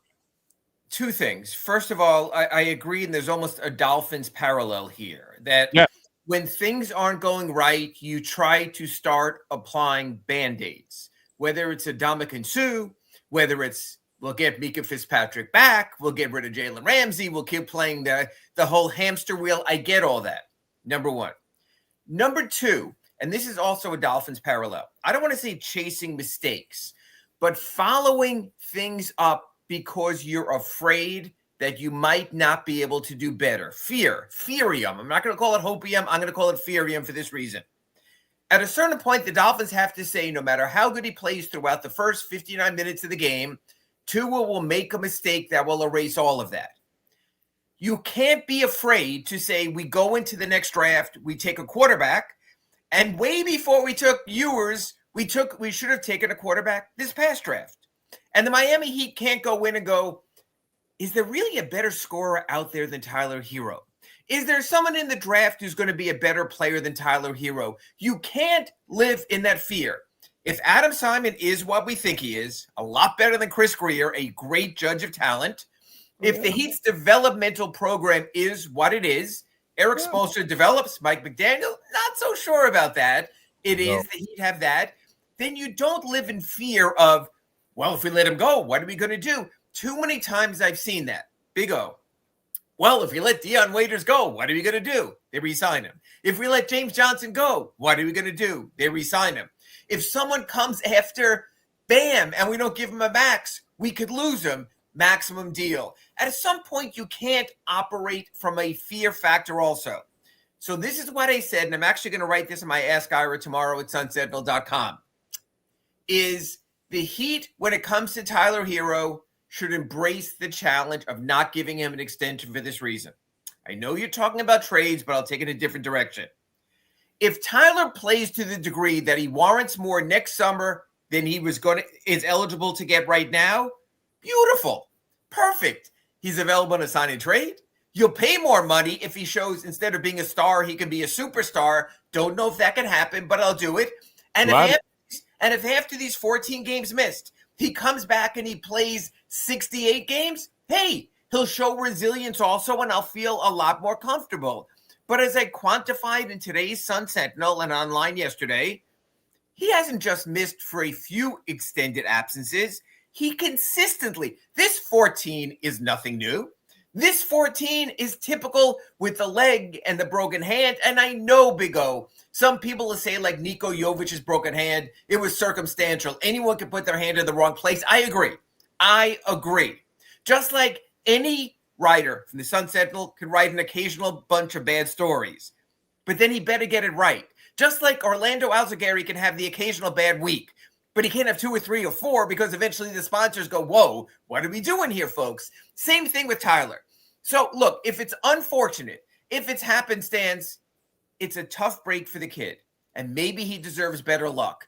But you can't commit an amount of money that is more than $500,000 a game when you don't know if he's going to be playing in that game. Orlando Alzagari was very strong in February. You cannot extend Jimmy Butler to nearly $60 million a year because you cannot pay him almost $1 million a game, not knowing what games he's going to show up for. Same situation here. Again, it's a use injury. It's something that happened in the offseason. Whether it's training habits, we don't know.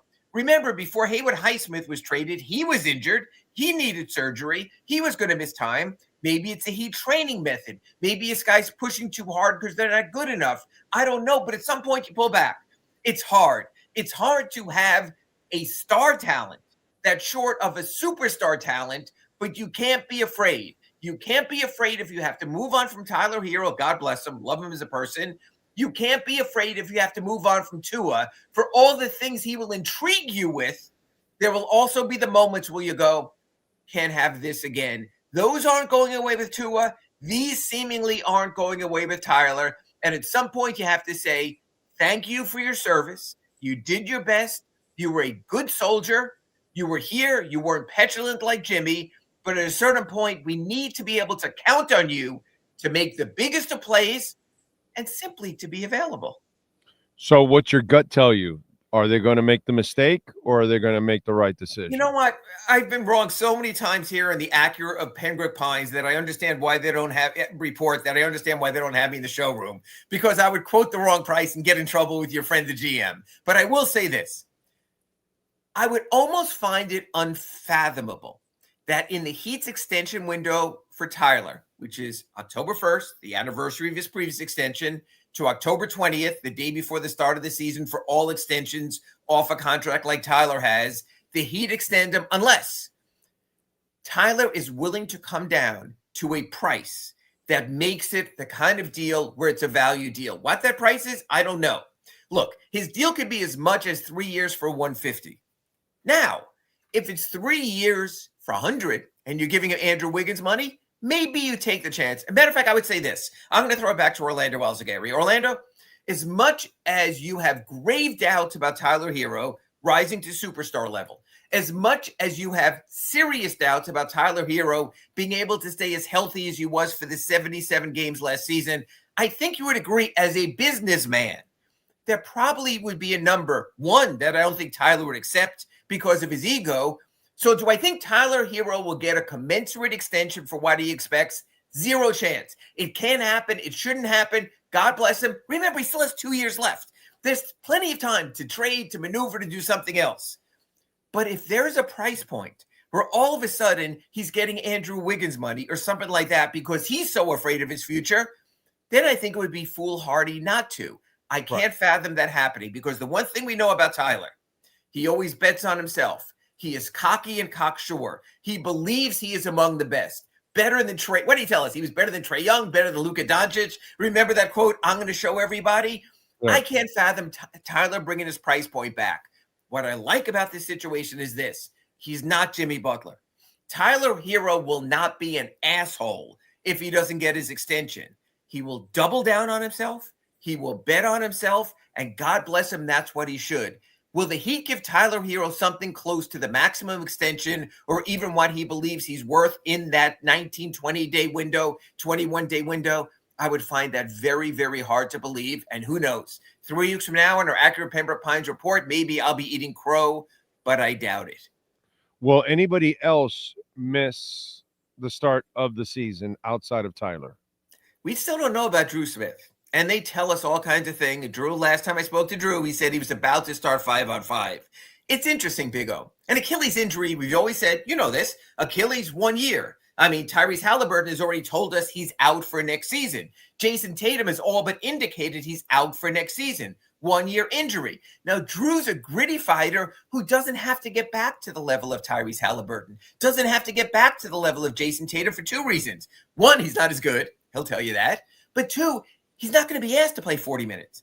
The Pacers need Tyrese Halliburton for 40 minutes. The Celtics need Jason Tatum for 40 minutes. The Heat, in a perfect world, I hope they don't need him for more than this, need Drew Smith for about 14 minutes. So he's my primary question. The only thing I would counter with Drew is that poor young man has had the worst luck in the world. Yes. And the only thing I would tell Drew is, please, dude, come back 100 because you don't have the luxury of luck. And I get it. They don't need you for 40. But even if you're going to play 15 or 20, dude, be 100 because, man, you just have not had luck. And I feel for this kid because he actually does have ability that he should be a rotational type of guard in this league. You know what I mean? Absolutely. Maybe not for a contender, but for a team out there, I agree what he's shown us. Defensive doggedness. 3-pointers he'll make when left open. He will make the right play and not the stupid play. I agree with all that. But what man, I would say about luck he has had. I feel for him, man. Well, look, the thing in Cleveland, let's take people back so they know the injuries. The thing in Cleveland 2 years ago, there's a ledge on the court in Cleveland, so the rich people have higher seats so they can see what's going on. Look, I don't know who the personal injury attorney who's a sponsor for your show right now is, but Welton Rayom, get him. Okay, I would have had Tyler Hero call them right away and sue the ass off of the Cleveland Cavaliers for having a court that no one in the NBA deems safe. And he could be a multi-billionaire, and maybe I could be sponsored by Drew Smith if he did that. But no, he's a good kid. Didn't want to sue anyone. Didn't want to go that way. Fine. That was 2 years ago. Last year, he's playing the Nets. One of those benign injuries. You know what's so interesting, Big O? We watch collisions every Sunday in the NFL, Saturday in college. Sometimes the worst collision have the most minor of injuries. But when a guy gets injured untouched and he reaches down there, we're all wise enough to know right now, crap, that's the Achilles. That's the worst injury. Drew was playing against the Nets December 24th, the eve of Christmas last year, maybe the 23rd, and all of a sudden he can't move. He knew right away. His wife knew right away. She ran down from the stands. Again, freak injury. So you hope the kid can get past it. I love this story and perseverance. I have no issue with the contract that he gave. 1 year guaranteed at the minimum, next 2 years non-guaranteed. So he has something to play for. The Heat aren't out on the line. It's a good story. What I will say this about Tyler's injury, there are so many options. So if Orlando Alzagari is leaning into the future, possibly leaning into the lottery and not prioritizing winning, hey, all of a sudden you can see what Jaime Jaquez Jr. has. You can see what Orlando Alzagari's adopted son, Pelle Larsson, an honorary Cuban, has as a possibility to fill in for Tyler. You can see what Kasparis Yakichakonis has, maybe not as much in Sioux Falls. You spot him in a few games because you're not playing necessarily to win. But training camp starts with media day a week from today. Then a week from tomorrow, training camp starts. Big O, does Eric Spoelstra know any way but to coach to win? And you can say that he understands the big picture, but it's in his genes. And I'm concerned if he sees a moment where he says, I could use Terry Rozier's offense right now. You might see Terry ahead of those kids. So it's almost like Eric Spoelstra sort of is going to need an intervention with Mickey Harrison and Nick Harrison and Pat Riley and Andy Ellsberg and saying, yes, coach, you're going to the Hall of Fame. You've won your championships. You play to win. But this time around, we need you to play for the future. Don't put games aside. Don't not play to win. But keep in mind, every day of growth for Jaime Jaquez Jr., for Pelle Larsson, for Kasparis, for your young players is a bridge to the future. And the last thing I'll stop with in this rant is this. A year ago when Orlando and everyone said the Heat should tank, remember, if the Heat tanked last year and drafted in the lottery, they would have an unprotected pick going out this year. Well, without Tyler Hero, I have trouble naming more than 3 teams in the East that I'm definitively sure the Heat are better than. Charlotte, Brooklyn, Washington. After that, are they better than Chicago? I'm not sure. Are they better than Toronto? I'm not sure. So they would have risked giving up a potential top lottery seed. So again, if all these things are moving in this direction and pointing to this year, the convergence of having a lottery pick, the convergence of Tyler missing the start of the season, the convergence of having all this youth, not we didn't even mention Nikola Jovic to develop, maybe this is a transitional developmental season. You know what? If the Heat do that, they could find themselves in a better place. And maybe the lesson there is the Dolphins needed to do it also. Okay. Rozier, how does this story end with the whole thing? Is he back? Is there still an investigation? It's interesting. I wrote last week, I didn't even know if he'd be brought to camp because if he's injured in camp and a basketball-related player in the preseason, all his money's guaranteed. And that extra almost $2 million they could use to sign a veteran, pressures the true with someone else, you lose the opportunity with a basketball-related injury. But I can tell you Terry Rozier is on the practice court right now, and he's working out with Heat players. So I find it very hard to believe between now and a week from now that he convinced him to stay home, to not move, to don't take a misstep on a curb anywhere, don't play pickup basketball. It's hard to do. You can only limit a player so much. My question is, Big O, and I don't know this answer. I'm not going to claim I do. You might. I know you have thoughts. I'm still not so sure Eric Spoelstra wouldn't try to lean into that one more time. Because if you're coaching to win, you still want to look at a player who's saying, okay, he was awful last year. But 2 years ago, before he hurt the neck, he wasn't that bad. And 3 years ago, when he was with Charlotte, he was one of the best streak scorers in the league. I am really curious to see how Eric Spoelstra handles Terry Rozier. Given a chance to load up on minutes for Pelle Larsson and Jaime Jaquez Jr. in the preseason, do we wind up seeing some Terry Rozier? I'm not going to say I know. I'm very curious. What do I think? Hell no. Move forward. He's 31 years old. Even if he has a great season, he's a free agent, and you sure as whatever word you want to use aren't going to bring him back anyway. But if you're a coach living in the moment, seeing that you need a streak scorer, he sure as hell is more of a streak scorer than Pelle Larsson, than Jaime Jaquez Jr., than Kasparis, than Drew Smith. I'm really curious to see how Eric Spoelstra plays this. All right. I guess you saw it. Asia winning her 4th MVP in the league because she's just an absolute badass. So Bam was giving her the award. Can it rub off a little bit? Well, can it rub off a little bit? They're different players, and Asia plays with a fiercer approach than Bam does in the NBA. It's who she is, who he is.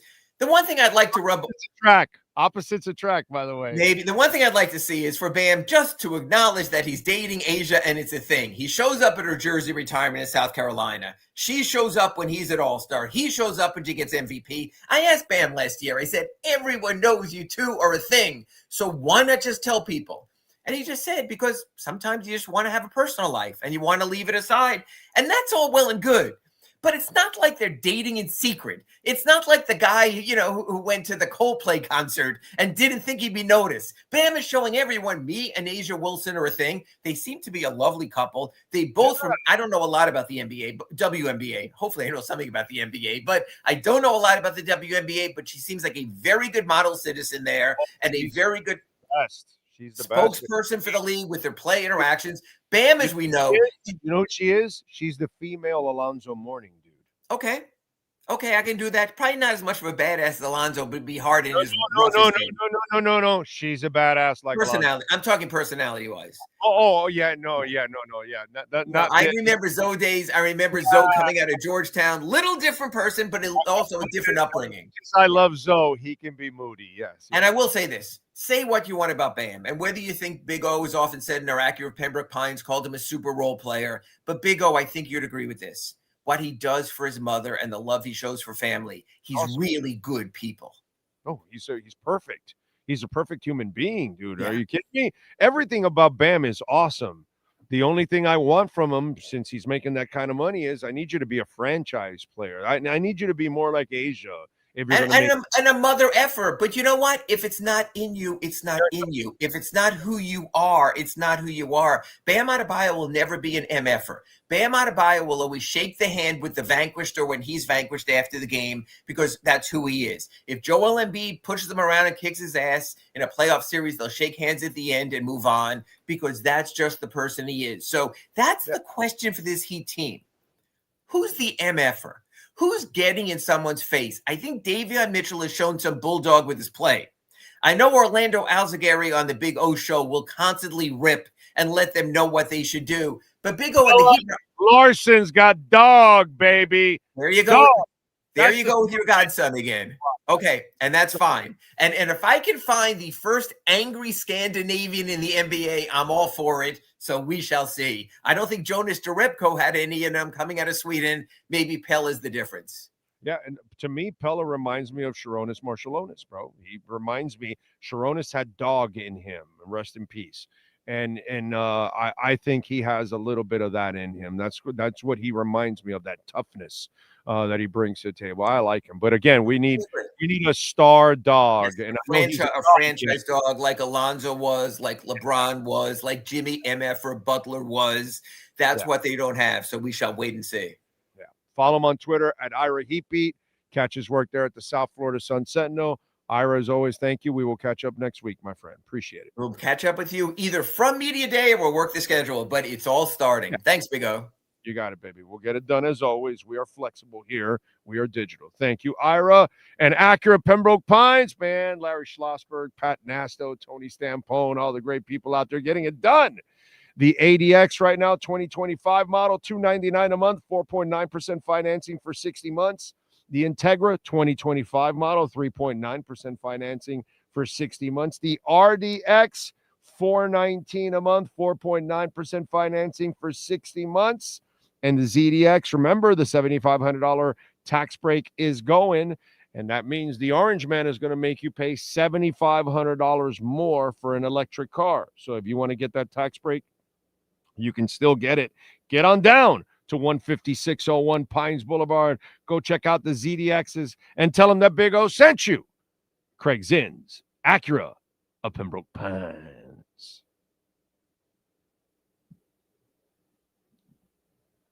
Oh, look out. I guess we're having some technical difficulties with it all. Acura of Pembroke Pines. You've been listening to the Acura of Pembroke Pines Miami Heat and NBA Report with Ira Winderman. When you're looking for award-winning service and great deals from the #1 volume Acura sales dealership in the Southeast United States, you go to Craig Zinn Acura of Pembroke Pines at 15601 Pines Boulevard in Pembroke Pines. Right.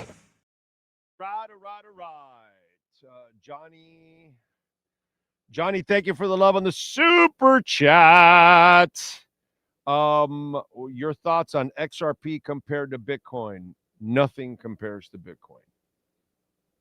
Everything's an insult compared to Bitcoin.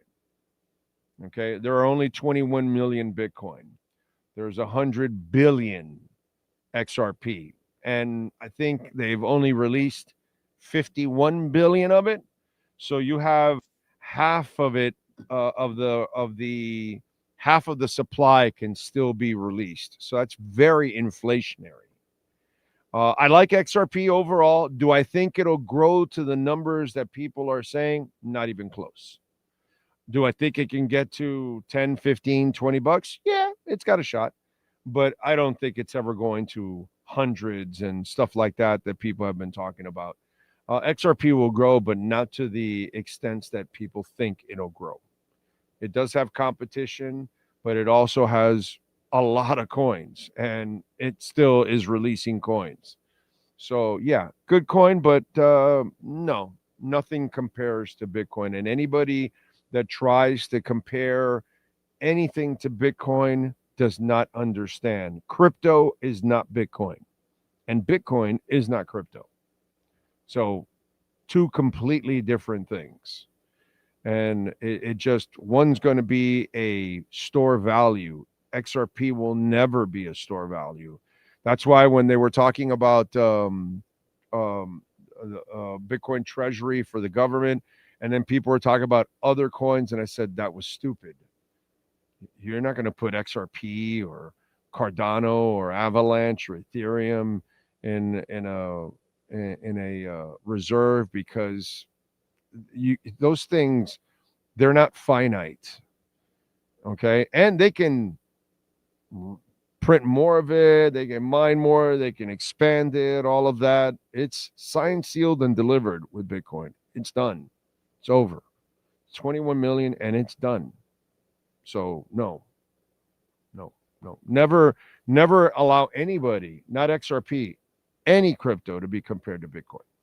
The only thing that has the same qualities as Bitcoin is Caspa. And Caspa right now is in the middle of where Bitcoin was several years ago, where people still don't know about it, don't understand it. And that has its finite ability to it, but it's 29 billion, not 21 million. So it's more, but Caspa is actually built more to be cash in the world. And that's actually built more to be money. And eventually people will figure that out. Caspa and Bitcoin, to me, are not crypto. And they have a different value to it, where it can be money and store value at the same time. Plus, Caspa's speed is also a real plus compared to Bitcoin, because it can scale so much faster. So, yeah. XRP is good. I just never, ever. Anybody that's comparing it, that means they don't understand crypto and Bitcoin. They're still uneducated, put it that way. That's what I would tell you. All right, Cash App or Venmo at Cash Big O Show. That is Cash Big O Show. Cash App or Venmo, and you can make a Bitcoin, Ethereum, Chainlink, or Solana donation. Appreciate you all out there. Let's see what we got here on the chat board. Big O, and you're soon to be 59 years on October 1st. Did you ever see so many blocked field goals and punts? No, I mean, that was pretty crazy yesterday, how many blocks there were. Wow, that was nuts, dude. Yeah, that was insane. Big O, which credit card gives you Bitcoin? Gemini. Sign up for it. Get it right away, dude. Eric Nordstrom, Tua won't make the 2027. He most likely will be out with concussions and medically retired by then. Well, I guess that's what you hope so. Either way, bro, I cannot wait, Eric, because we are awesome at drafting quarterbacks, and we fixed our offensive line and running game, so it really won't matter who the quarterback is. So, I'm with you guys, bro. Get rid of Tua. I can't wait. I'm looking forward to it. It's going to be a lot of fun. It's going to be a lot of fun because it's so easy to take care of the quarterback, the offensive line, and the running game. We do it all the time, so don't worry about it. We can move on from the guy. We don't need the guy. So either way. And for those of you that are, Tua haters, you might as well not even watch the Dolphins next year because they have no quarterback. And they'll be playing Tua. So you don't like Tua and you don't want him around. They're stuck with him. So check back in 2027 because the season's over already. This season's over and next season's over already. So, it is what it is. What can I tell you? It is what it is. What are you going to do? UM. Got here. Oh, got a couple minutes. But we are going to start to rock and roll here. Let's switch over and switch a little sports, and I'll get back to football. Let's get to football now because I see that Shay Allen has stepped in. Defender for the Fort Lauderdale United, enjoying a week off. Probably went to the beach and relaxed and, met the hundreds and thousands of fans that were enjoying this unbeaten run. Right, Shay? Yes, for sure. Definitely taking in, the unbeaten feeling, hanging out, taking some well-needed rest, spending time with my teammates. It's been great. It's been a great little bye week. Yes. And after a start like this, it's good to kind of take a step back and kind of focus. And maybe you did the hardest thing to do this week is to humble yourself and kind of find out. Yeah. I'm sure coaches are coaches, Shay. Yeah, they are. Yeah. We're still working. You guys are big shots, huh? You're unbeaten. Well, here's the film, and here's what you didn't do right and didn't do right and didn't do right. So how was it this week to humble yourself this week? Yeah, it was definitely good. Lots of learning. Although we had a great game against Dallas, there was lots of points to take from it, room to grow for the team and individually. And now we're just focused on our next game. We're taking everything game by game, which is really good for us. I think once we focus on the opponent of the week, we're able to, hone in on what we need to work on, what our strengths can do to their weaknesses, things like that. So, definitely lots of humbling, but in a good way. We learned a lot. So that's awesome. Fort Lauderdale United defender Shay Allen joining us here on the program as they get ready to go on the road to hit up Brooklyn and take on Brooklyn FC Saturday at 3:00. Remember, you can catch it on Peacock. You can catch it also on Channel 10. And of course, we want you to catch the ladies here when they come back to town and come out to a home game there at Beyond Bankcard Field. Shay, the first couple games, you picked up a couple of ties, but at the process, you were giving up some goals. Now you're winning and you're not giving up goals. Tell me on your side of the pitch, what was the difference between the first two games and the next two games? Yeah, I definitely think it's our defensive organization. I feel as though our tempo, sorry, I shouldn't say tempo, but just the chemistry that the back line has with each other and like how we're shifting, how we're staying organized is really important.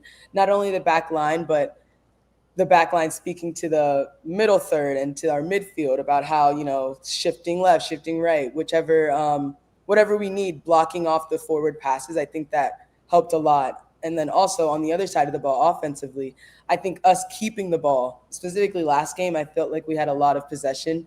Probably one of our better games possession-wise.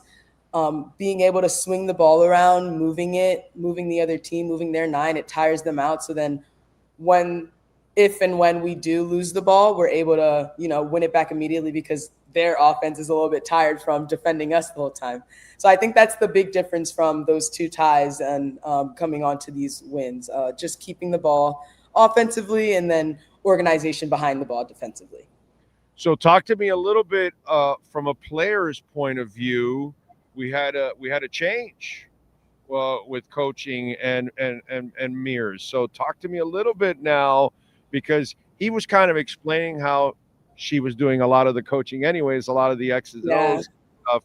So talk to me a little bit about the transition. To me, when I was trying to explain to people from the outside a little bit, you have to understand this is a team that's in its second year.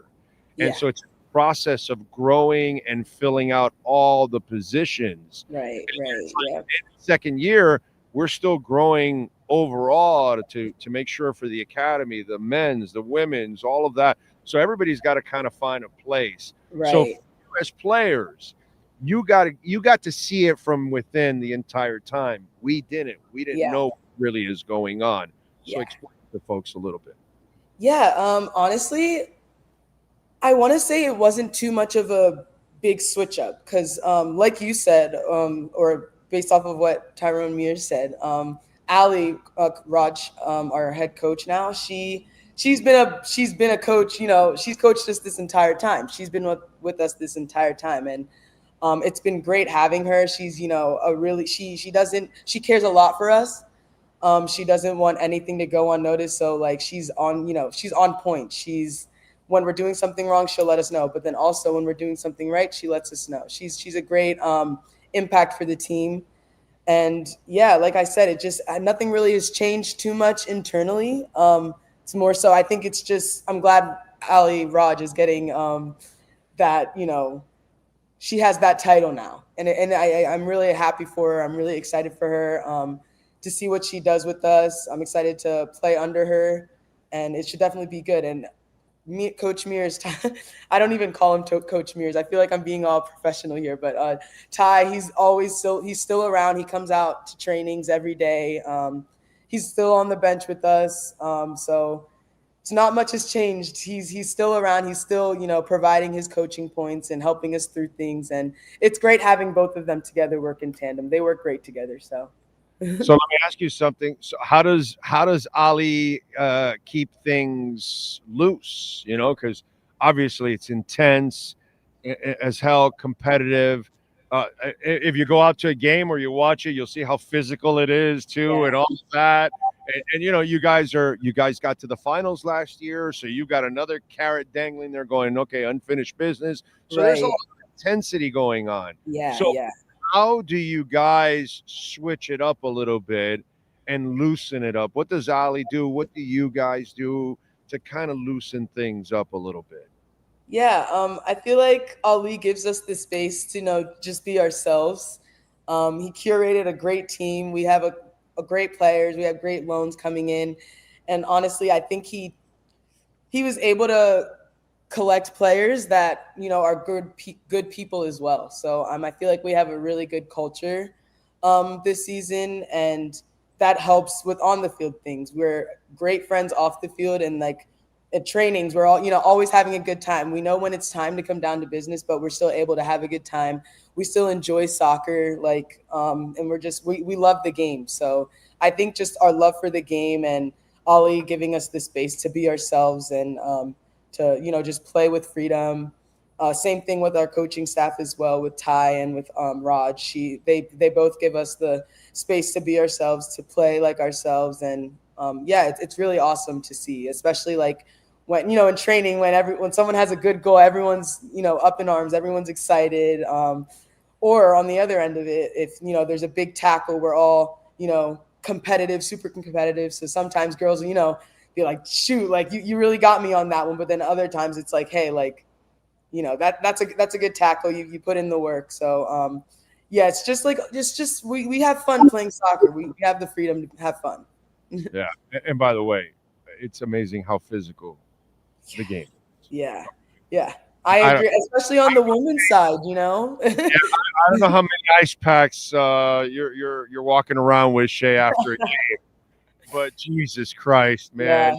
you guys. There's a line of us getting treatment after games, so Yeah, it gives you don't Brandon, our trainer, a run for his money.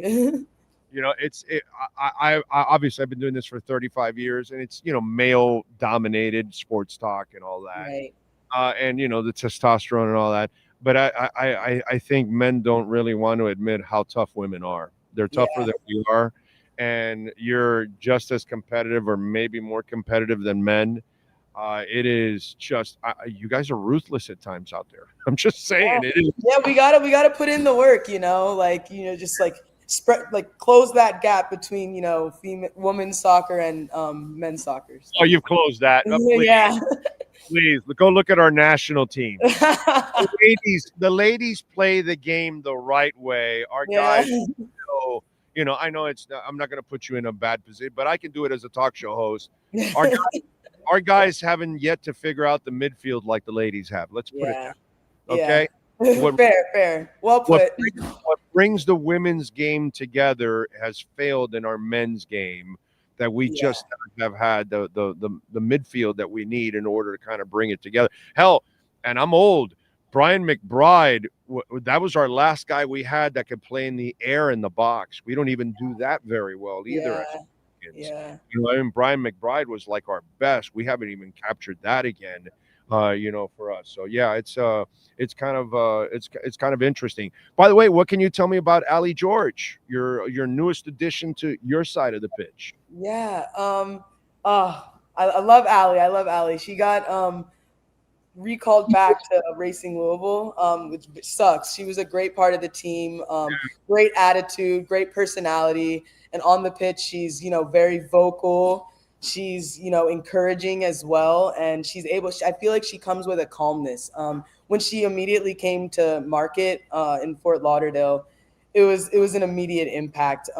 You could I was injured at the time when she came in during preseason, so I was on the side a little bit doing my rehab, but just watching her play her first day, I remember Ali was at this training session, and I was just talking with him, and I was like, she's cool, she's comfortable. Like, I love that she came in, made the role her own. You know, it's hard coming into a new team, especially from another team, knowing you will be going back to that team, you know, in a couple of months. It can definitely be hard, you know, switching back and forth, but she really made the role her own. She made herself, you know, a big time player on this team, you know, on and off, like I said. So definitely a presence we're going to miss, but I'm rooting for Allie. 2 years we've had the name Allie in different ways come through here, huh? I know. Oh my gosh. You should see like the way, like, we're all getting tongue tied whenever we're trying to talk to somebody. It's so funny. From coach to players, we had all you know, it's kind of a trip. All right, what can you tell me about Brooklyn FC? I'm sorry, can you say that again? What can you tell me about Brooklyn FC? Give me a little preview of what we're going through on Saturday at 3:00. Yeah. Again, we wanna be on the ball. We want to keep our possession up. We want to keep our passes up. Keeping the ball, I think, is going to be imperative for this next game, tiring them out. Brooklyn's a good squad. They're, you know, on the climb right now. So I think it'll be a really great game. It'll be a really good matchup, and I'm excited. I'm actually from New York. I was born in Brooklyn, so it's going to be nice to go back home and play in front of my family. So yeah, it'll be a good matchup for sure. It'll be a good game. When you said maintain your possession, here I found it. Jesus Christ. It's at 66% of your possession in the last game. Because when you mentioned it, I go, hey, I got to go back to my notes because I know I wrote it after. Yeah. I went back to last Monday to look at it. I was like 66%. Yeah. On top of the 66%, I think we had about 500 some passes, which is it's pretty sick. It's pretty sick to see. And it's also, that's just a fun game to be in too. you know, it's soccer's always better when your team has the ball. So it definitely showed last weekend. Yeah, it was awesome. All right, Shay, listen, thank you for taking the time. We wish you luck on Saturday night. Look forward to having you on again. Thank you so much. Let's keep that unbeaten streak, and let's add another W to it. Yes, all right? Let's get to it. I'm super excited. It was awesome being on your show. I love your background. It's sick. I'm born and raised here, so I love it. I love it. I'm from all South Florida, you know. Yeah. I used to even cover the Miami Soul back in the day. Oh my goodness. Yeah, I see. That's so sick. Except for the basketball, I put a Bitcoin logo on it. No, that's awesome. I love your work. I love what you're doing, bringing, more eyes and ears to Fort Lauderdale United and just sports in general. So it's awesome. Well, as you can see, I have my Strikers here. Yep, I see. I immediately saw the Strikers scarf. And I got our Fort Lauderdale logo on there. There you go. Yep. To purchase one and add it to the background there. So Shay, do your thing on Saturday and get that in. We'll be rooting for you and keep it going, man. Because by the way, you're the best pro soccer team in town. Yeah. Hey, thank you. I love that. Love that statement. There you go. Best team in town. All right, Shay. Good luck. Thank you so much. Thank you so much. Have a good one. You got it. There you go. Shay Allen, baby. Catch her on Saturday, 3 o'clock, Peacock, and on Channel 10. And they're rocking, man. They're rocking. Our ladies are doing really, really good. Good stuff there. Fort Lauderdale United. All right. All right. Cash App or Venmo at Cash Big O Show. That is Cash Big O Show. Cash App or Venmo. And you can also make a Bitcoin, Ethereum, Chainlink, or Solana donation. And, of course, you can also get your tickets to go support our friends at the Fort Lauderdale United. All right. And go check out a game which you will enjoy. And by the way, they have a store. You can go online, Fort Lauderdale United FC shop.com. You can buy tickets at FTLUTD.com. You can use that QR code that's there. You can call them 954-241-0618. Get on the bandwagon, get a hat, get a shirt, support the local team. The ladies, your pro team in town is unbeaten. They went to the finals last year, and they're looking to get back to the finals. Tommy Smith and the great organization, they're going to build it, baby. They're going to build it. So go check it out and go support them, by the way. It's the old Dolphins practice field in Davie. They converted that into the stadium, and they've got seating all over, and it's really, really cool, man. It's really beautiful what they're doing there and what they're creating. It's really growing slowly but surely. So go check it out. It's a great place to go take the kids, super affordable. You know, tickets aren't necessarily affordable in some of these pro teams, but this one is. So go check out the Fort Lauderdale United. Good stuff. All right. What else do we have going on? University of Miami. By the way, we talked to Adam Lichtenstein before this show. It'll be posted, I think, Sean said 2 or 3 o'clock in the afternoon. You can get the latest interview talking a little Canes football with Adam, who covers the Canes on a daily basis. What a great weekend for the Canes. College game day was here. Pat McAfee was doing his crazy shit off the diving board there in the pool. That was awesome. It was a great atmosphere. The kids went and packed it. The stadium was rocking. It was just, and the key thing in those moments is to win, because that's when you get to really capture that entire moment and really send your fans into a frenzy, because it just becomes more believable. And let me tell you what I think is also developing with the Canes that is going to be different than the past. I really believe this, and maybe I'm wrong. In the past, they would go to all the big games and not show up so much for the lesser games. I think because of our desperation, and it's been so long that the Canes have been this good, and maybe they got a chance to be great again. And, of course, the Dolphins are a pathetic joke. I think that you're going to see this stadium packed just moving forward. Especially if you win this Florida State game, that puts you in a position, because you start looking at this schedule. You take on Louisville, who you should beat. Stanford is horrible. I watched SMU. They're gritty. They're not going to be an easy out, but you can beat them. It's at SMU.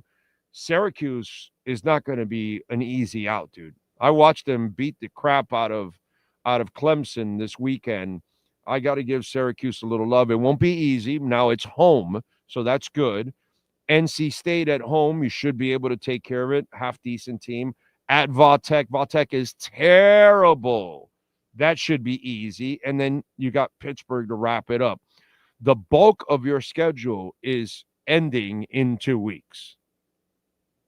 But I also believe that those home games that you have left, I think they're going to be packed. I'm not saying sold out. I would love to see sold out, but I think you're going to see better crowds in those games than you did in the past. I think the excitement for the Canes is just building at a point that we haven't seen in a long time, because there hasn't been anything to believe in. Now there's something to believe in, dude. Now when you're watching this and you're watching that offensive line and you're watching that D line and you're watching that running game, and you're like, okay, they got some stuff here, and they got skill guys too. This is exciting, dude.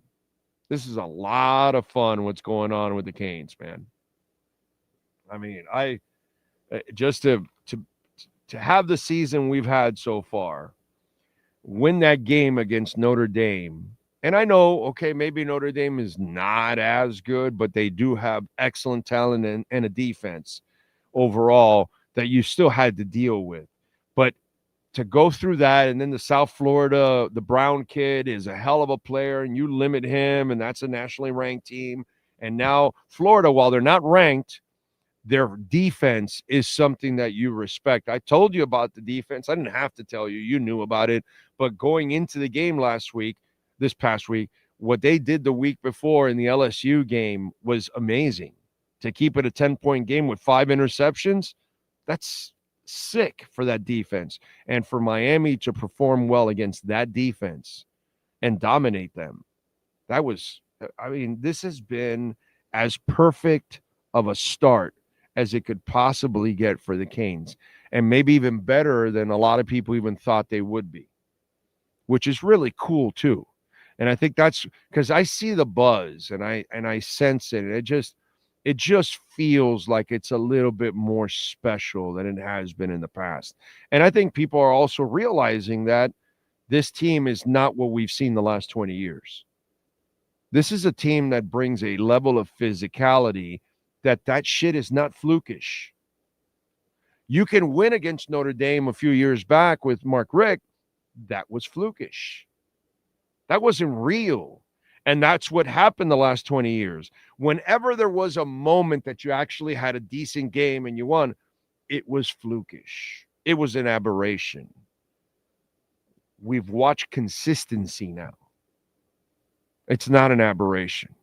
And once you take care of Florida State, if you take care of Florida State, it just becomes, it really sets you. And I think that's why nationally they're getting the respect they're getting now in the polls, because you just can't hide it. Physicality at the line of scrimmage cannot be faked. And they see it. They see that Miami can punch you in the mouth on offense and can punch you on the mouth on defense. And that's what they do in the SEC, week in and week out. And that's why an SEC team most of the time ends up winning a national title over the last, 15, 20 years? Because they usually can punch you in the mouth at the line of scrimmages. And that's what this man, Mario Cristobal, used to help Saban do in Alabama, recruit the kind of guys that can win at the line of scrimmage. Now he's doing it for your Canes. Congratulations to Mario, dude. I mean, just awesome. And caveat to all of this, and I hope all of you remember this. Remember when we had the discussion on the call in the Notre Dame game? And at that time, I told you I agreed with that call, and I still do. Why? Because at that point, you didn't know who your offense is or how good, yet some of you wanted to go out and take a chance. Well, as you've seen now, their passing game is probably the weak link of the team. It's not the running game, that's for damn sure. It's the passing game, especially in the red zone. It's not a great passing game yet. They're not there yet. That was the right call in week 1. And this past week, it showed you why that was the right call. Carson Beck is not there yet. The beauty is that Carson Beck won't have to be Cam Ward much at all, because the defense will not allow you to run away with the game anymore. So that was a lesson that was learned this past week against Florida, that the decision that Mario made against Notre Dame was the right decision at that moment. And there's no argument of that, because they won the game. So they made the right move. And you were wrong if you thought they should have tried, because you could have lost the game at that moment. That would not have been a good thing. So that what happened in the passing, what is happening in the passing game, since it's not perfect yet. And I love the adjustment. Okay, we're playing a hell of a defense. The outside's a little tough. You know, Carson's not really on target. Let's condense it, and let's throw to backs and tight ends. And I love that the tight end got involved this week. That is huge. Now FSU's got to think about that. That's on tape now. By the way, please check out our post-game show, Manny Navarro interview, all of that, and hit the like button too on those things too, if you can. Always appreciate that. Thank you, thank you, thank you. By the way, FSU, which Miami faces next week, October 4th in Doak Campbell, they take on Virginia on Friday night, and they're favored by 7.5. The over and under is 57.5 in that game. FSU, by the way, is number 8 in the country right now. Virginia's 3-1. So we'll see. We need FSU to win big time, okay? Don't be rooting for Virginia. You want FSU to win, because you want the game to be as valuable as possible when Miami takes them on. You know what I'm saying? So make sure you're rooting for FSU. You want them to win. You don't want Virginia to upset. Then that takes away from the game for the U. Cash App or Venmo at Cash Big O Show. That is Cash Big O Show. Cash App or Venmo. Leon Fresco says Marlins playoff, baby. Up here in D.C., Marcus Mariota shows you can have a new chapter, but Tua, for some reason, is more polarizing. I don't know about that. I don't really care. And Marlins, are they in the playoffs yet? Man, if they make the playoffs, I'm excited. I'll get to add them to the 3A Graphics sports calendar. That's awesome.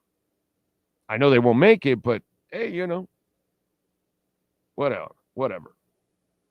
Let's see. Matthew Owen, do they practice at Nova? I ride by there and well, they had an open practice last week. You should follow Fort Lauderdale United on Twitter and on social media, and they'll maybe mention when they have another open practice for fans. But they had one last week. I forgot what day of the week it was, but there was an open practice for fans. So you better, and listen, you should take your kid to the games. Go early and you can watch them all, practice and warm up and all that. And the games are affordable. So yeah, go check it out.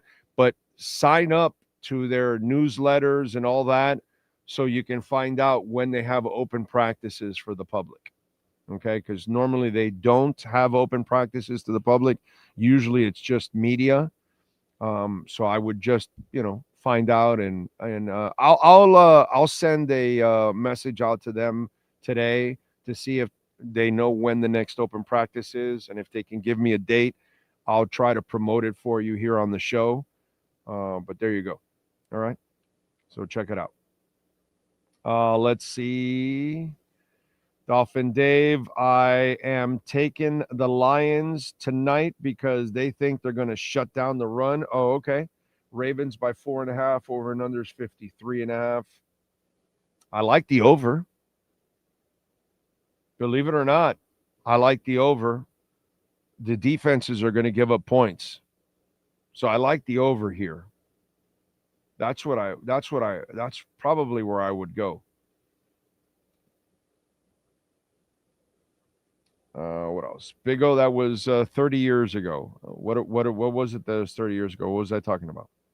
I don't know. Ian from Brooklyn says, love her energy, Big O. Yeah, she's a defender. She's got to bring that energy, dude. Good defender, too. You should go check it out. Shake and play, man. Let's see. Dolphin Dave says 0-17 is likely. I don't know about that. They'll win a couple games. Hell, I was being nice when I said 7-10. What else do we have? Big O, do you think Mark Fletcher is a lock to get drafted? Oh, yes, please. I've said that for 2 years. Mark Fletcher, when he was injured, I was saying Mark Fletcher is an NFL running back. Mark Fletcher is an NFL running back. And Fletcher-Brown combination. And, dude, Allen didn't even do anything. Remember, he tweaked the ankle 2 weeks ago in a game, and they only gave him the 5 carries, and the other guys had each like 15, 16 carries each.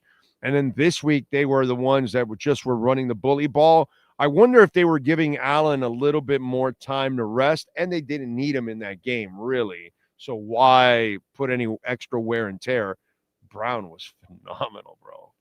I mean, that was Shamar Brown or Marty, whatever you want to call him. Dude, wow, that was great, man. That was so awesome. Anyway, the Finns won't go winless. The 1-15 was much worse than this, and they found a way to win a game. They'll win 4-6. Yeah, of course, they'll win a couple games. Of course they will. I agree.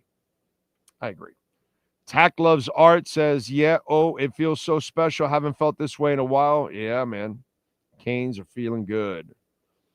Let's see. Carson is not that good. Florida State is going to make him eat dirt. Okay. 90 miles from Cuba says, my son moved up to coach pitch. Season just started. I'm excited to be back out there as coach. Good for you, Chad. Have a great season, my brother. Enjoy the youngin'. And Fort Lauderdale. Oh, you think Fort Lauderdale? Yeah, Fort Lauderdale United has a kids program. Yeah, dude, they have an academy. Fort Lauderdale United is doing it the right way. They've got academies all the way up to the pros. Okay, men and women. They've got volleyball. They've got several sports. They've got a facility out there in Davie with Nova that is just ridiculous, dude. Ridiculous. They're doing it the right way. Yeah, if your kids want to, do soccer the right way, go to Fort Lauderdale United.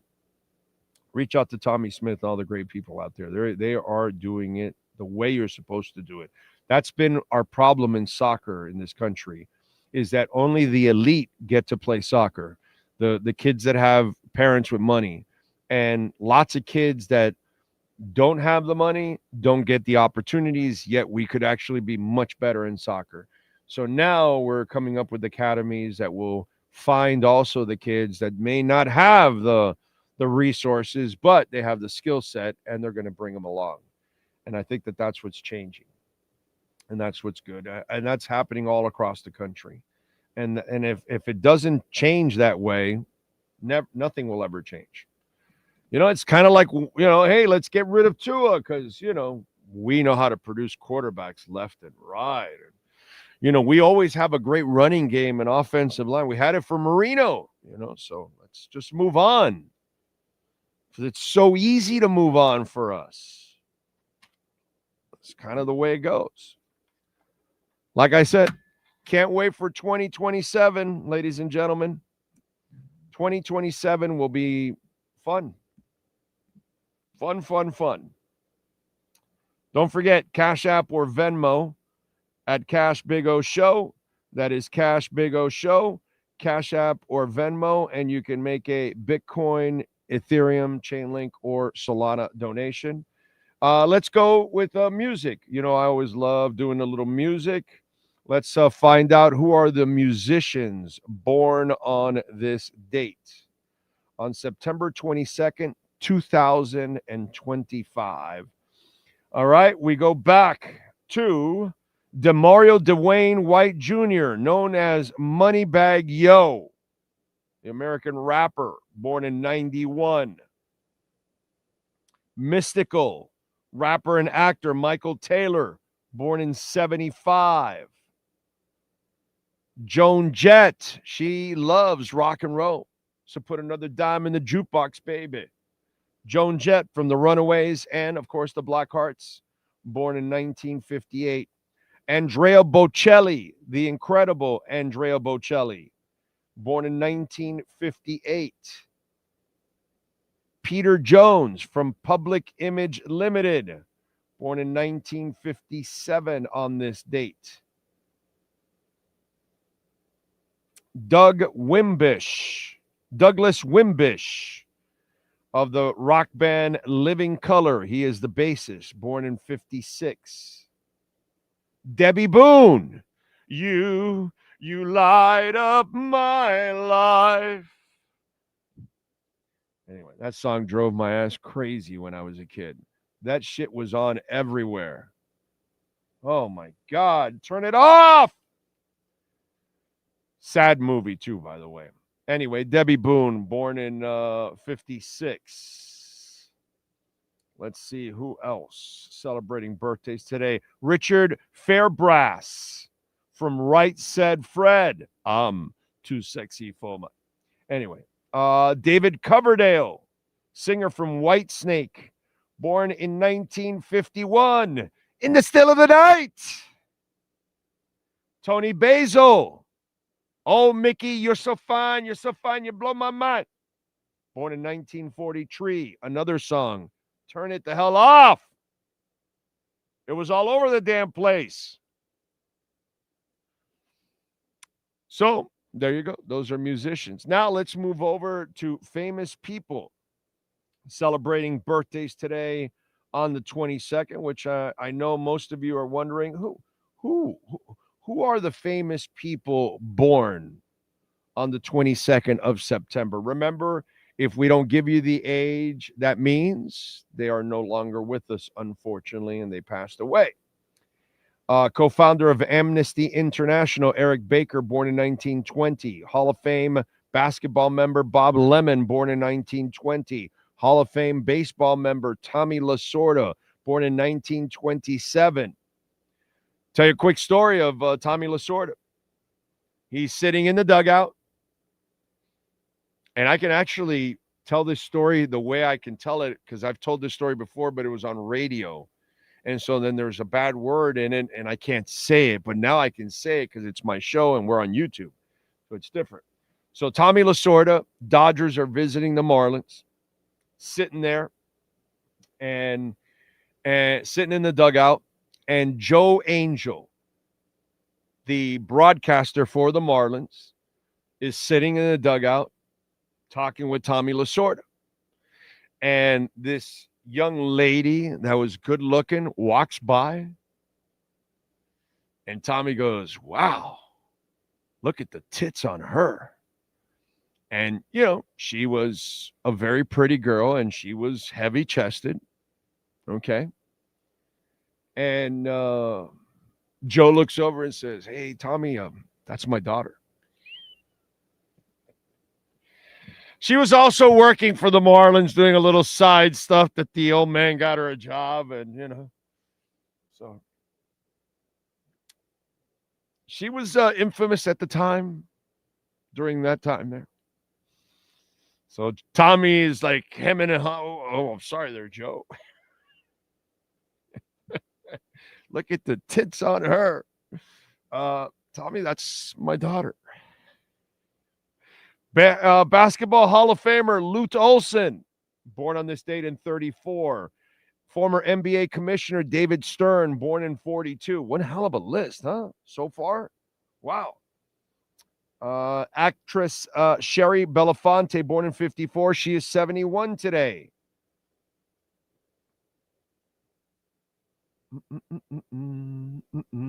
Actor Scott Baio, born in 60. He is 65. Bonnie Hunt, born in 61. She is 64.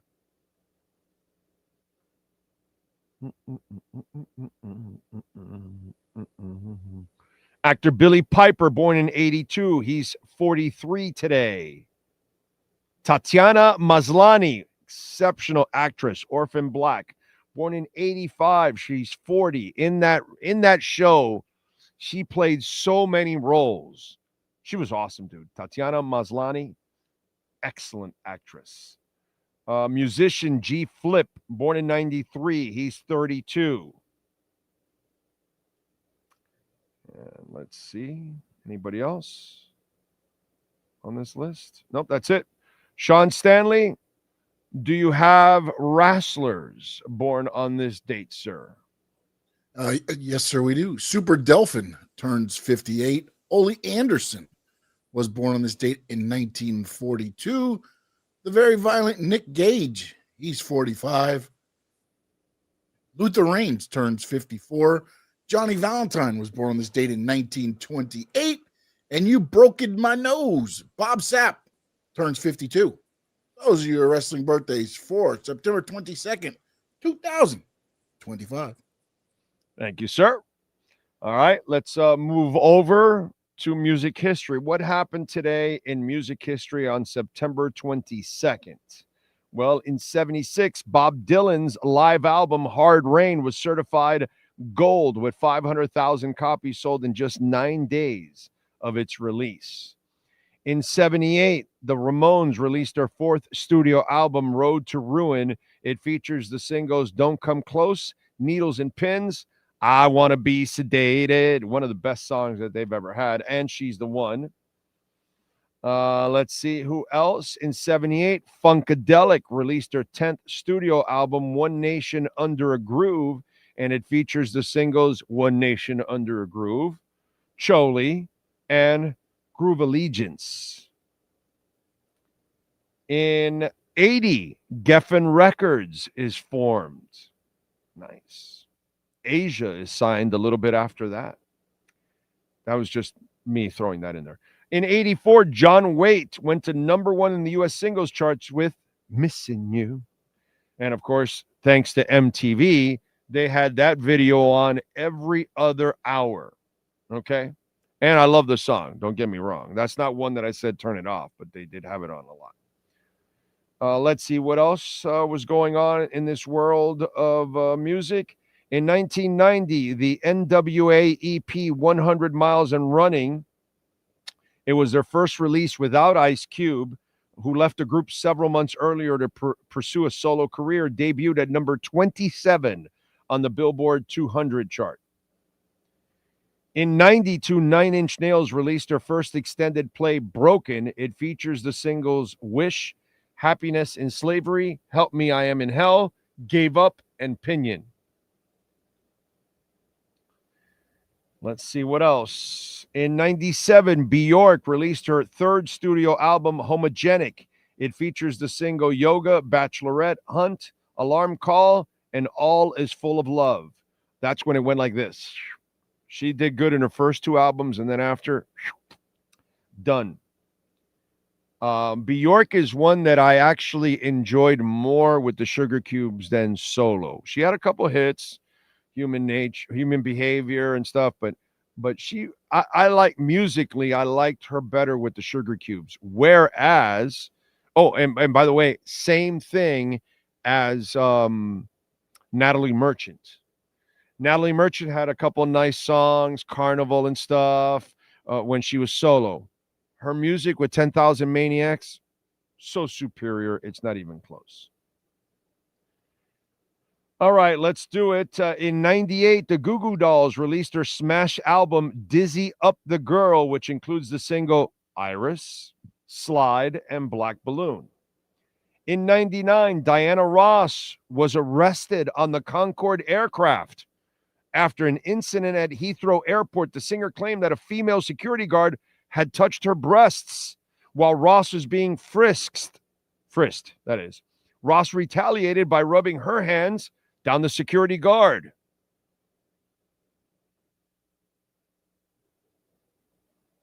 Why would anybody complain about that? Diana Ross and I are just rubbing each other. It's a good day at work. Just saying. Right? Right?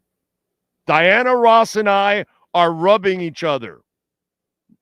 Nothing to see here. We're good. We're good. Move on. Diana, go onto your plane.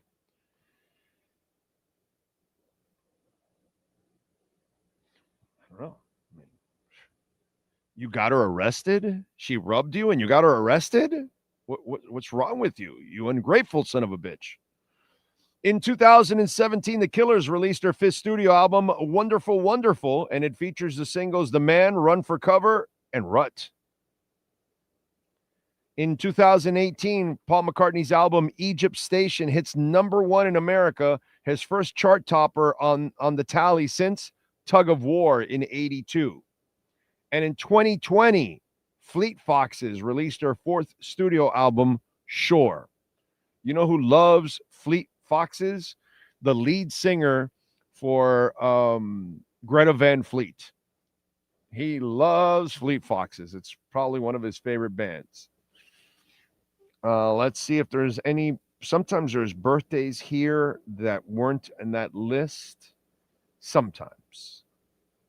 And so far, it doesn't look like there's anything. Matt Sharp of Weezer and the Rentals is 56. Oh, Christian Wargo guitars for Fleet Foxes is 49. There you go. And that's what happened today in music history. How about that? There you go. Cash App or Venmo at Cash Big O Show. That is Cash Big O Show. Cash App or Venmo.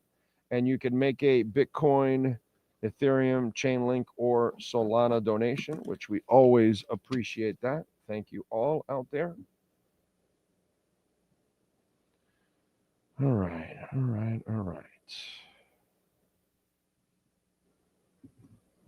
What do we got here on the chat board? Carlos, thank you for the love on the super chat, sir. Big O, what do you think about this? My friend told me I can't wear a Dan Marino jersey because I didn't watch him play. That's stupid. No, dude. It's you admire him because you're a Dolphins fan, and he is arguably the greatest Dolphin to ever play in a uniform. So I have no problem with that, dude. Yeah.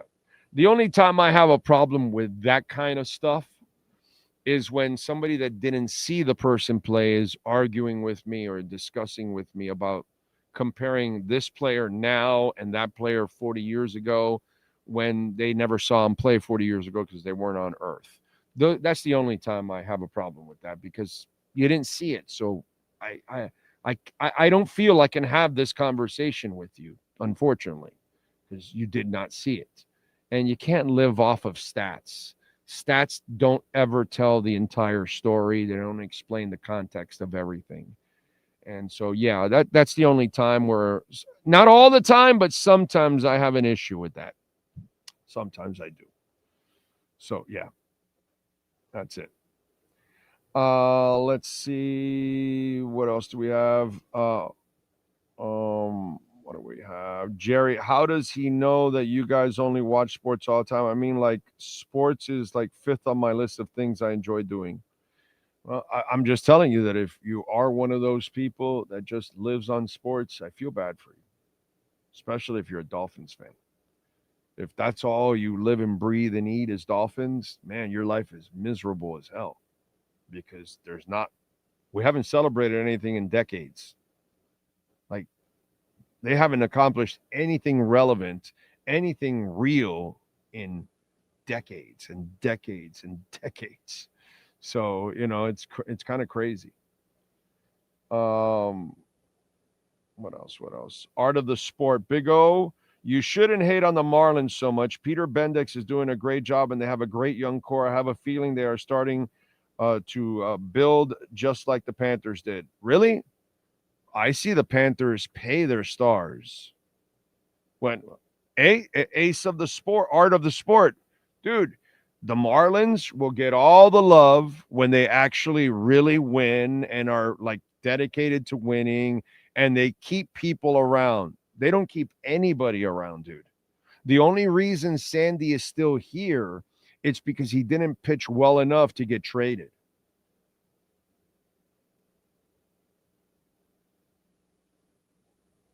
So until I see that players don't play their way off the roster, see what I'm saying? So whatever you're watching, you're wasting your time. Like everybody has been for years. Dude, I didn't give a shit about the Marlins when Fernandez was pitching. Okay, I didn't talk about Yelich or Ozuna or Stanton or any of those people. I didn't give a shit about the Marlins then. That's when I stopped. I secretly would watch Fernandez pitch every 5 days because it was special to watch the kid pitch. But I didn't give a shit about the Marlins. I didn't talk about him because I knew that Fernandez would end up with the Yankees or somebody else. Unfortunately, he's up there. But, so to me, until they start keeping a core together, I don't care about the Marlins, and I don't care if they exist. Don't give a shit about them. I'm not sure how many times I got to explain that, but until they actually spend money, which art of the sport, they haven't spent a goddamn dime, dude. So until they actually develop players and they keep a core of players, then we can start talking about the Marlins being a respectable franchise. But meanwhile, they're a fucking joke. And I don't care where they're at now with their fluky little run. And that's what they're doing. They're just baiting you into it. Until they actually pull out a checkbook, none of this means anything whatsoever, dude. So I'm not sure what you're falling for, but there's nothing there. Okay, so it's pretty simple. Do something for once in your life. Pay for players. Our kids get to grow up watching Barkov from young to old. They get to watch Zach from young to old. That's what it's supposed to be. Hopefully, some of the football players that you have now with the Dolphins, you'll get to see, like Zach or Jason Taylor, you'll get to see them young to old. Let's hope so. Let's hope that Waddle can become a better player and get old with us. And Patrick Paul, get old with us. And Zach Sealer, get old with us. Because kids need to see that. That's how you build a fan base. The Marlins have never had a couple of players that are growing up with a generation so they can identify with Barkov and Kachuk and Bennett and all these guys that are together now for the next few years. That's how you do it, dude. So when they do that, okay, art of the sport will give them respect. For now, the Marlins are complete dog shit. And all they do, and the sad part is that so many of you are easily suckered. Like art of the sport. You're easily suckered. They've broken your heart over and over and over again, and here you are climbing on to the horse of hope. Look at him. Bendix is doing a great job, and they have a great young core. I have a feeling they're starting to build just like the Panthers did. They haven't paid one person. They haven't developed one star, and they're like the Panthers. Not even close. Not even close. The Panthers go to the playoffs every year. The Panthers pay their players. In fact, the Stars, it's so good here, they're taking a little less to stay here. The Marlins don't resemble anything like the Panthers. They're lucky that Dombrowski was here and built 2 championships. That's it. Outside of that, the Miami Marlins are pure garbage until otherwise. Anyway, Jeff in Long Island says, Big O, my life sucks every time the Dolphins play. It's for all of us. What are you going to do? Dolphins suck. Like I said, get a hobby, bro. Get something else to keep your mind off of the Dolphins. Jerry says, there's no need to fire the coach right now. They need to get rid of the GM and the quarterback and the GM and let him reset the season and figure out what needs to be done for the team. Okay, Jerry, since you don't understand football, they can't get rid of the quarterback till the 27 season because he's paid guaranteed this year and next year. Since you don't understand that. And if they're going to get rid of Greer, it'll be in May when they're done with free agency and the draft. And then they release not only Greer, they'll release other people in the front office and whoever the new GM is who was already in place. And they tell you that they're all working together and then they'll clear everybody out after that. That's how they do things, my brother. Okay? So just in case. And then for you other folks out there, Stephen Ross is not selling the team. Quit. Don't be a fan anymore. Drop the Dolphins. Don't ever be a fan again. Don't follow. Nothing. If your thing is Ross sell, then you're just dumb and you don't get it. They're not selling. They print money there. Ross is your owner. You're stuck with him. We're all stuck with him.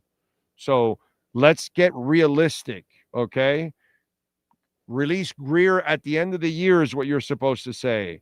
Can't wait for Tua to be gone after the 26th season. And I hope they fire McDaniel now, next week, at the end of the year.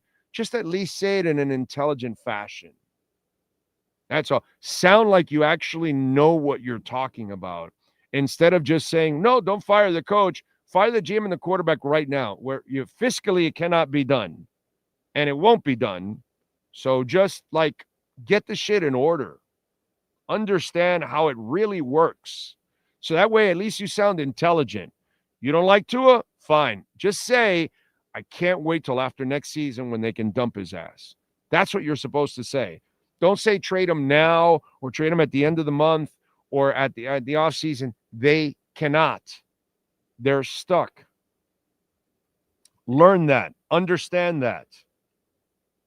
And as for Greer, 99% of the time, unless it's a situation that, you know, the guy's doing cocaine on a desk or he's beating his wife or something, then yeah, they'll release the GM right away, besides doing a bad job. Of course, if he's doing a great job and he's beating his wife, they'll just get him some help, is what they do. It's football. So at least be intelligent when you say it. Say it with, you know, an IQ. Is all I'm trying to help you all out there. Okay? Maybe I disagree with you on some of this stuff, but at least say it the right way. I can't wait for Tua to be gone after the 26th season. Say it that way. That way you sound intelligent. Okay? And Greer, I hope they don't keep him at the end of the year when they make their personnel decisions. I hope he's one of them. Say it with intelligence. That's all I'm saying. That's all I'm trying to. I'm trying to help you. Okay? I'm trying to help you, whether we agree or disagree, but say it with intelligence. So,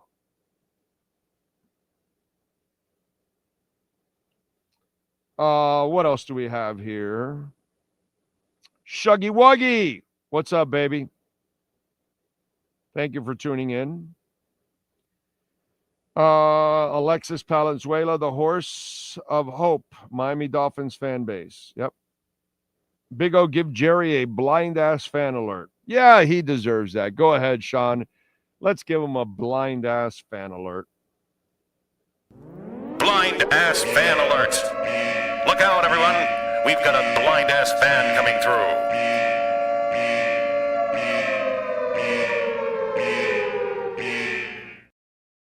112,716. 112,716. It was at 124. This is like a gift. It's just gifts. Dolphin Dave says, how many times do you have to repeat yourself? Big O2 is not going anywhere. I know. I try to tell people you can hate him all you want, and it's good. Fine. I'm glad you hate him. I'm glad you want him gone, but understand you're stuck with his ass. That's it. You're stuck with his ass. Whether you like him or not. Just say, hey, I can't wait for the end of the 2026 season so they can move on from him and we can move on from him because I can't stand him and all that other stuff. And then that way it sounds intelligent. That's all. Neil Gazillo says, hey all, I am done with the Dolphins till next season unless Greer is fired and or McD is fired and or Ross sells the team. Since any of those are unlikely to happen till next season, see you later. Right? That's it. You're better off that way. You're much better off that way because you keep torturing yourself with lies. Oh, they got to trade Tua. No, they can't. They can't. It's impossible. Can't cut him, can't trade him. Impossible. Stuck. Can't do anything. It is what it is. Chris Greer. Okay. Won't happen till the offseason. If it happens. If it happens. The fact that they're keeping McD around is really strange. Because if you're Chris Greer, your job supposedly is on the line, you would fire McD right now because he's not going to save your job. I mean, seriously. Is anybody out there stupid enough to think that McD's going to turn this thing around? Come on. That's not going to happen. So why wouldn't you fire him, put Weaver, and then put Bevel and Slowick to run the offense and defense and try for the next 14 games? You got 11 days to the Jets. You didn't do it. And then you hear, from like Rap Sheet he says that Stephen Ross says that he really likes McDaniel and really wants this to work out. Well, then, is this your guy? That's it. Common sense says it's not going to work out. I have intelligence. You have intelligence, right? I mean, nobody thinks it's going to work out with Mike McDaniel, right? That's pretty much, we're at least 99% agreeing on that, right? So why would the owner, he doesn't see the same thing? This is the guy that wanted to extend. This is the guy that extended Philbin, extended McDaniel, went out to get Harbaugh, went out to get Sean Payton. This is all on his own. This is the guy that gets his team in trouble constantly. It's not the GM or GMs that have been in place. It's him and his other owner partner that was there. I'm just saying, it's him that got Ndamukong Suh because Ndamukong Suh won him over in an intermission of a Detroit Red Wings game. He met Ndamukong Suh there, and Ndamukong Suh won him over, and boom. From there, Stephen Ross was locked and loaded with Tannenbaum. I'm just saying, because I would imagine Chris Greer's smart enough. Marvin Allen is smart enough, not Stephen Ross, but they should be smart enough to know that McDaniel's not saving their jobs. Right? Right? But Stephen Ross is not like that. He's proven that in the past. So just however you stand with it. You like Ross or you don't say Ross sells. Don't be stupid. Ross is not selling. Ross makes so much money off of this. The family is going to make so much money off of this. Everybody goes back to the games, no matter how much the Dolphins suck and fail. For 45 years, the Dolphins have been a complete failure in everything that they do on the field. And everybody goes back anyway. It's not like they don't go back. Everybody goes back. Everybody buys tickets and suites. It is Teflon. And then they've got F1, and they've got the University of Miami, which now is good.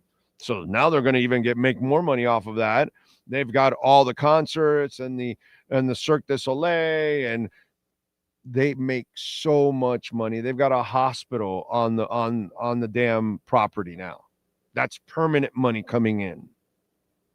So that's a permanent rent right there coming in. They're making so much money. Ross's family will never sell. They don't have to. The NFL is a printing machine. So be intelligent. Ross is not selling. Be intelligent. Tua's not gone till the 2027 season is when you will have a new quarterback. You will not have a new one this year or next year.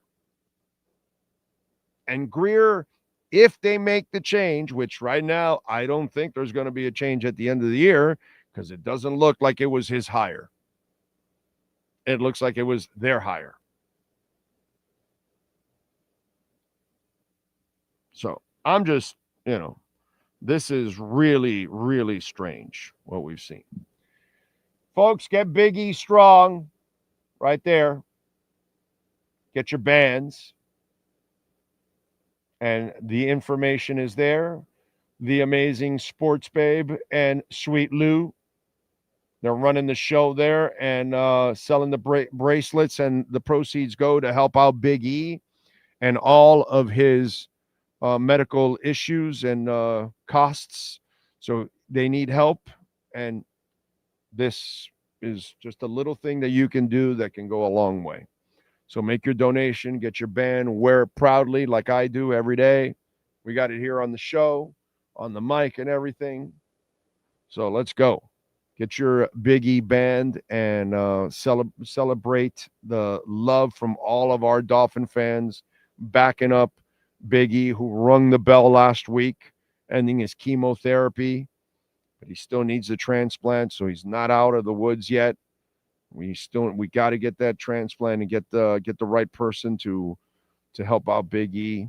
And by the way, you can also get yourself checked out. Maybe you can be the person that donates to Big E.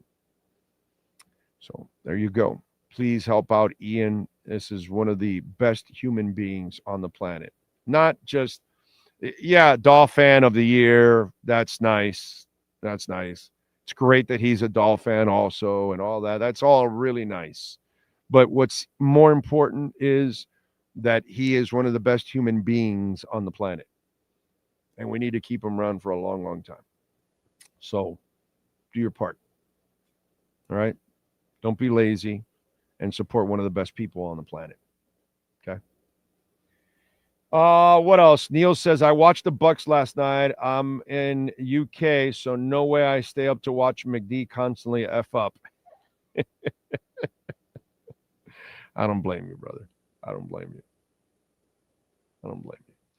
Bag on head. Thank you for the love again in the super chat.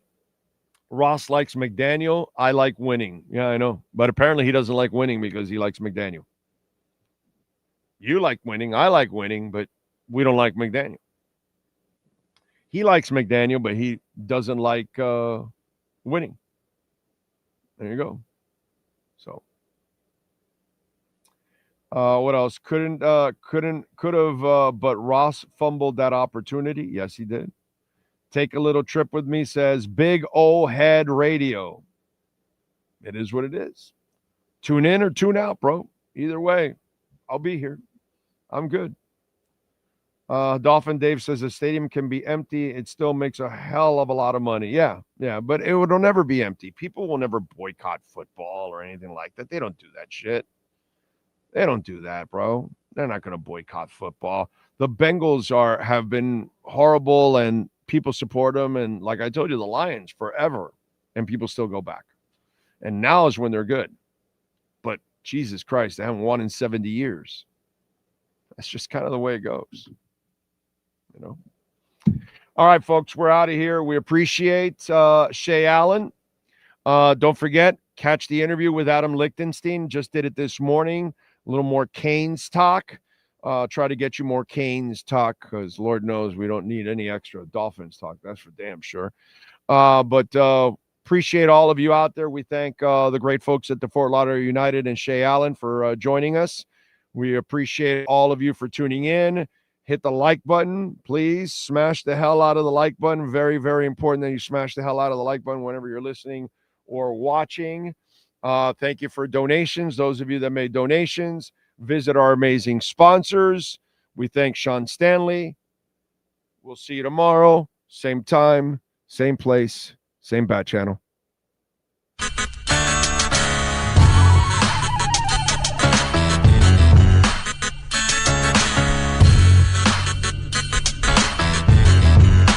This is the Big O Show. This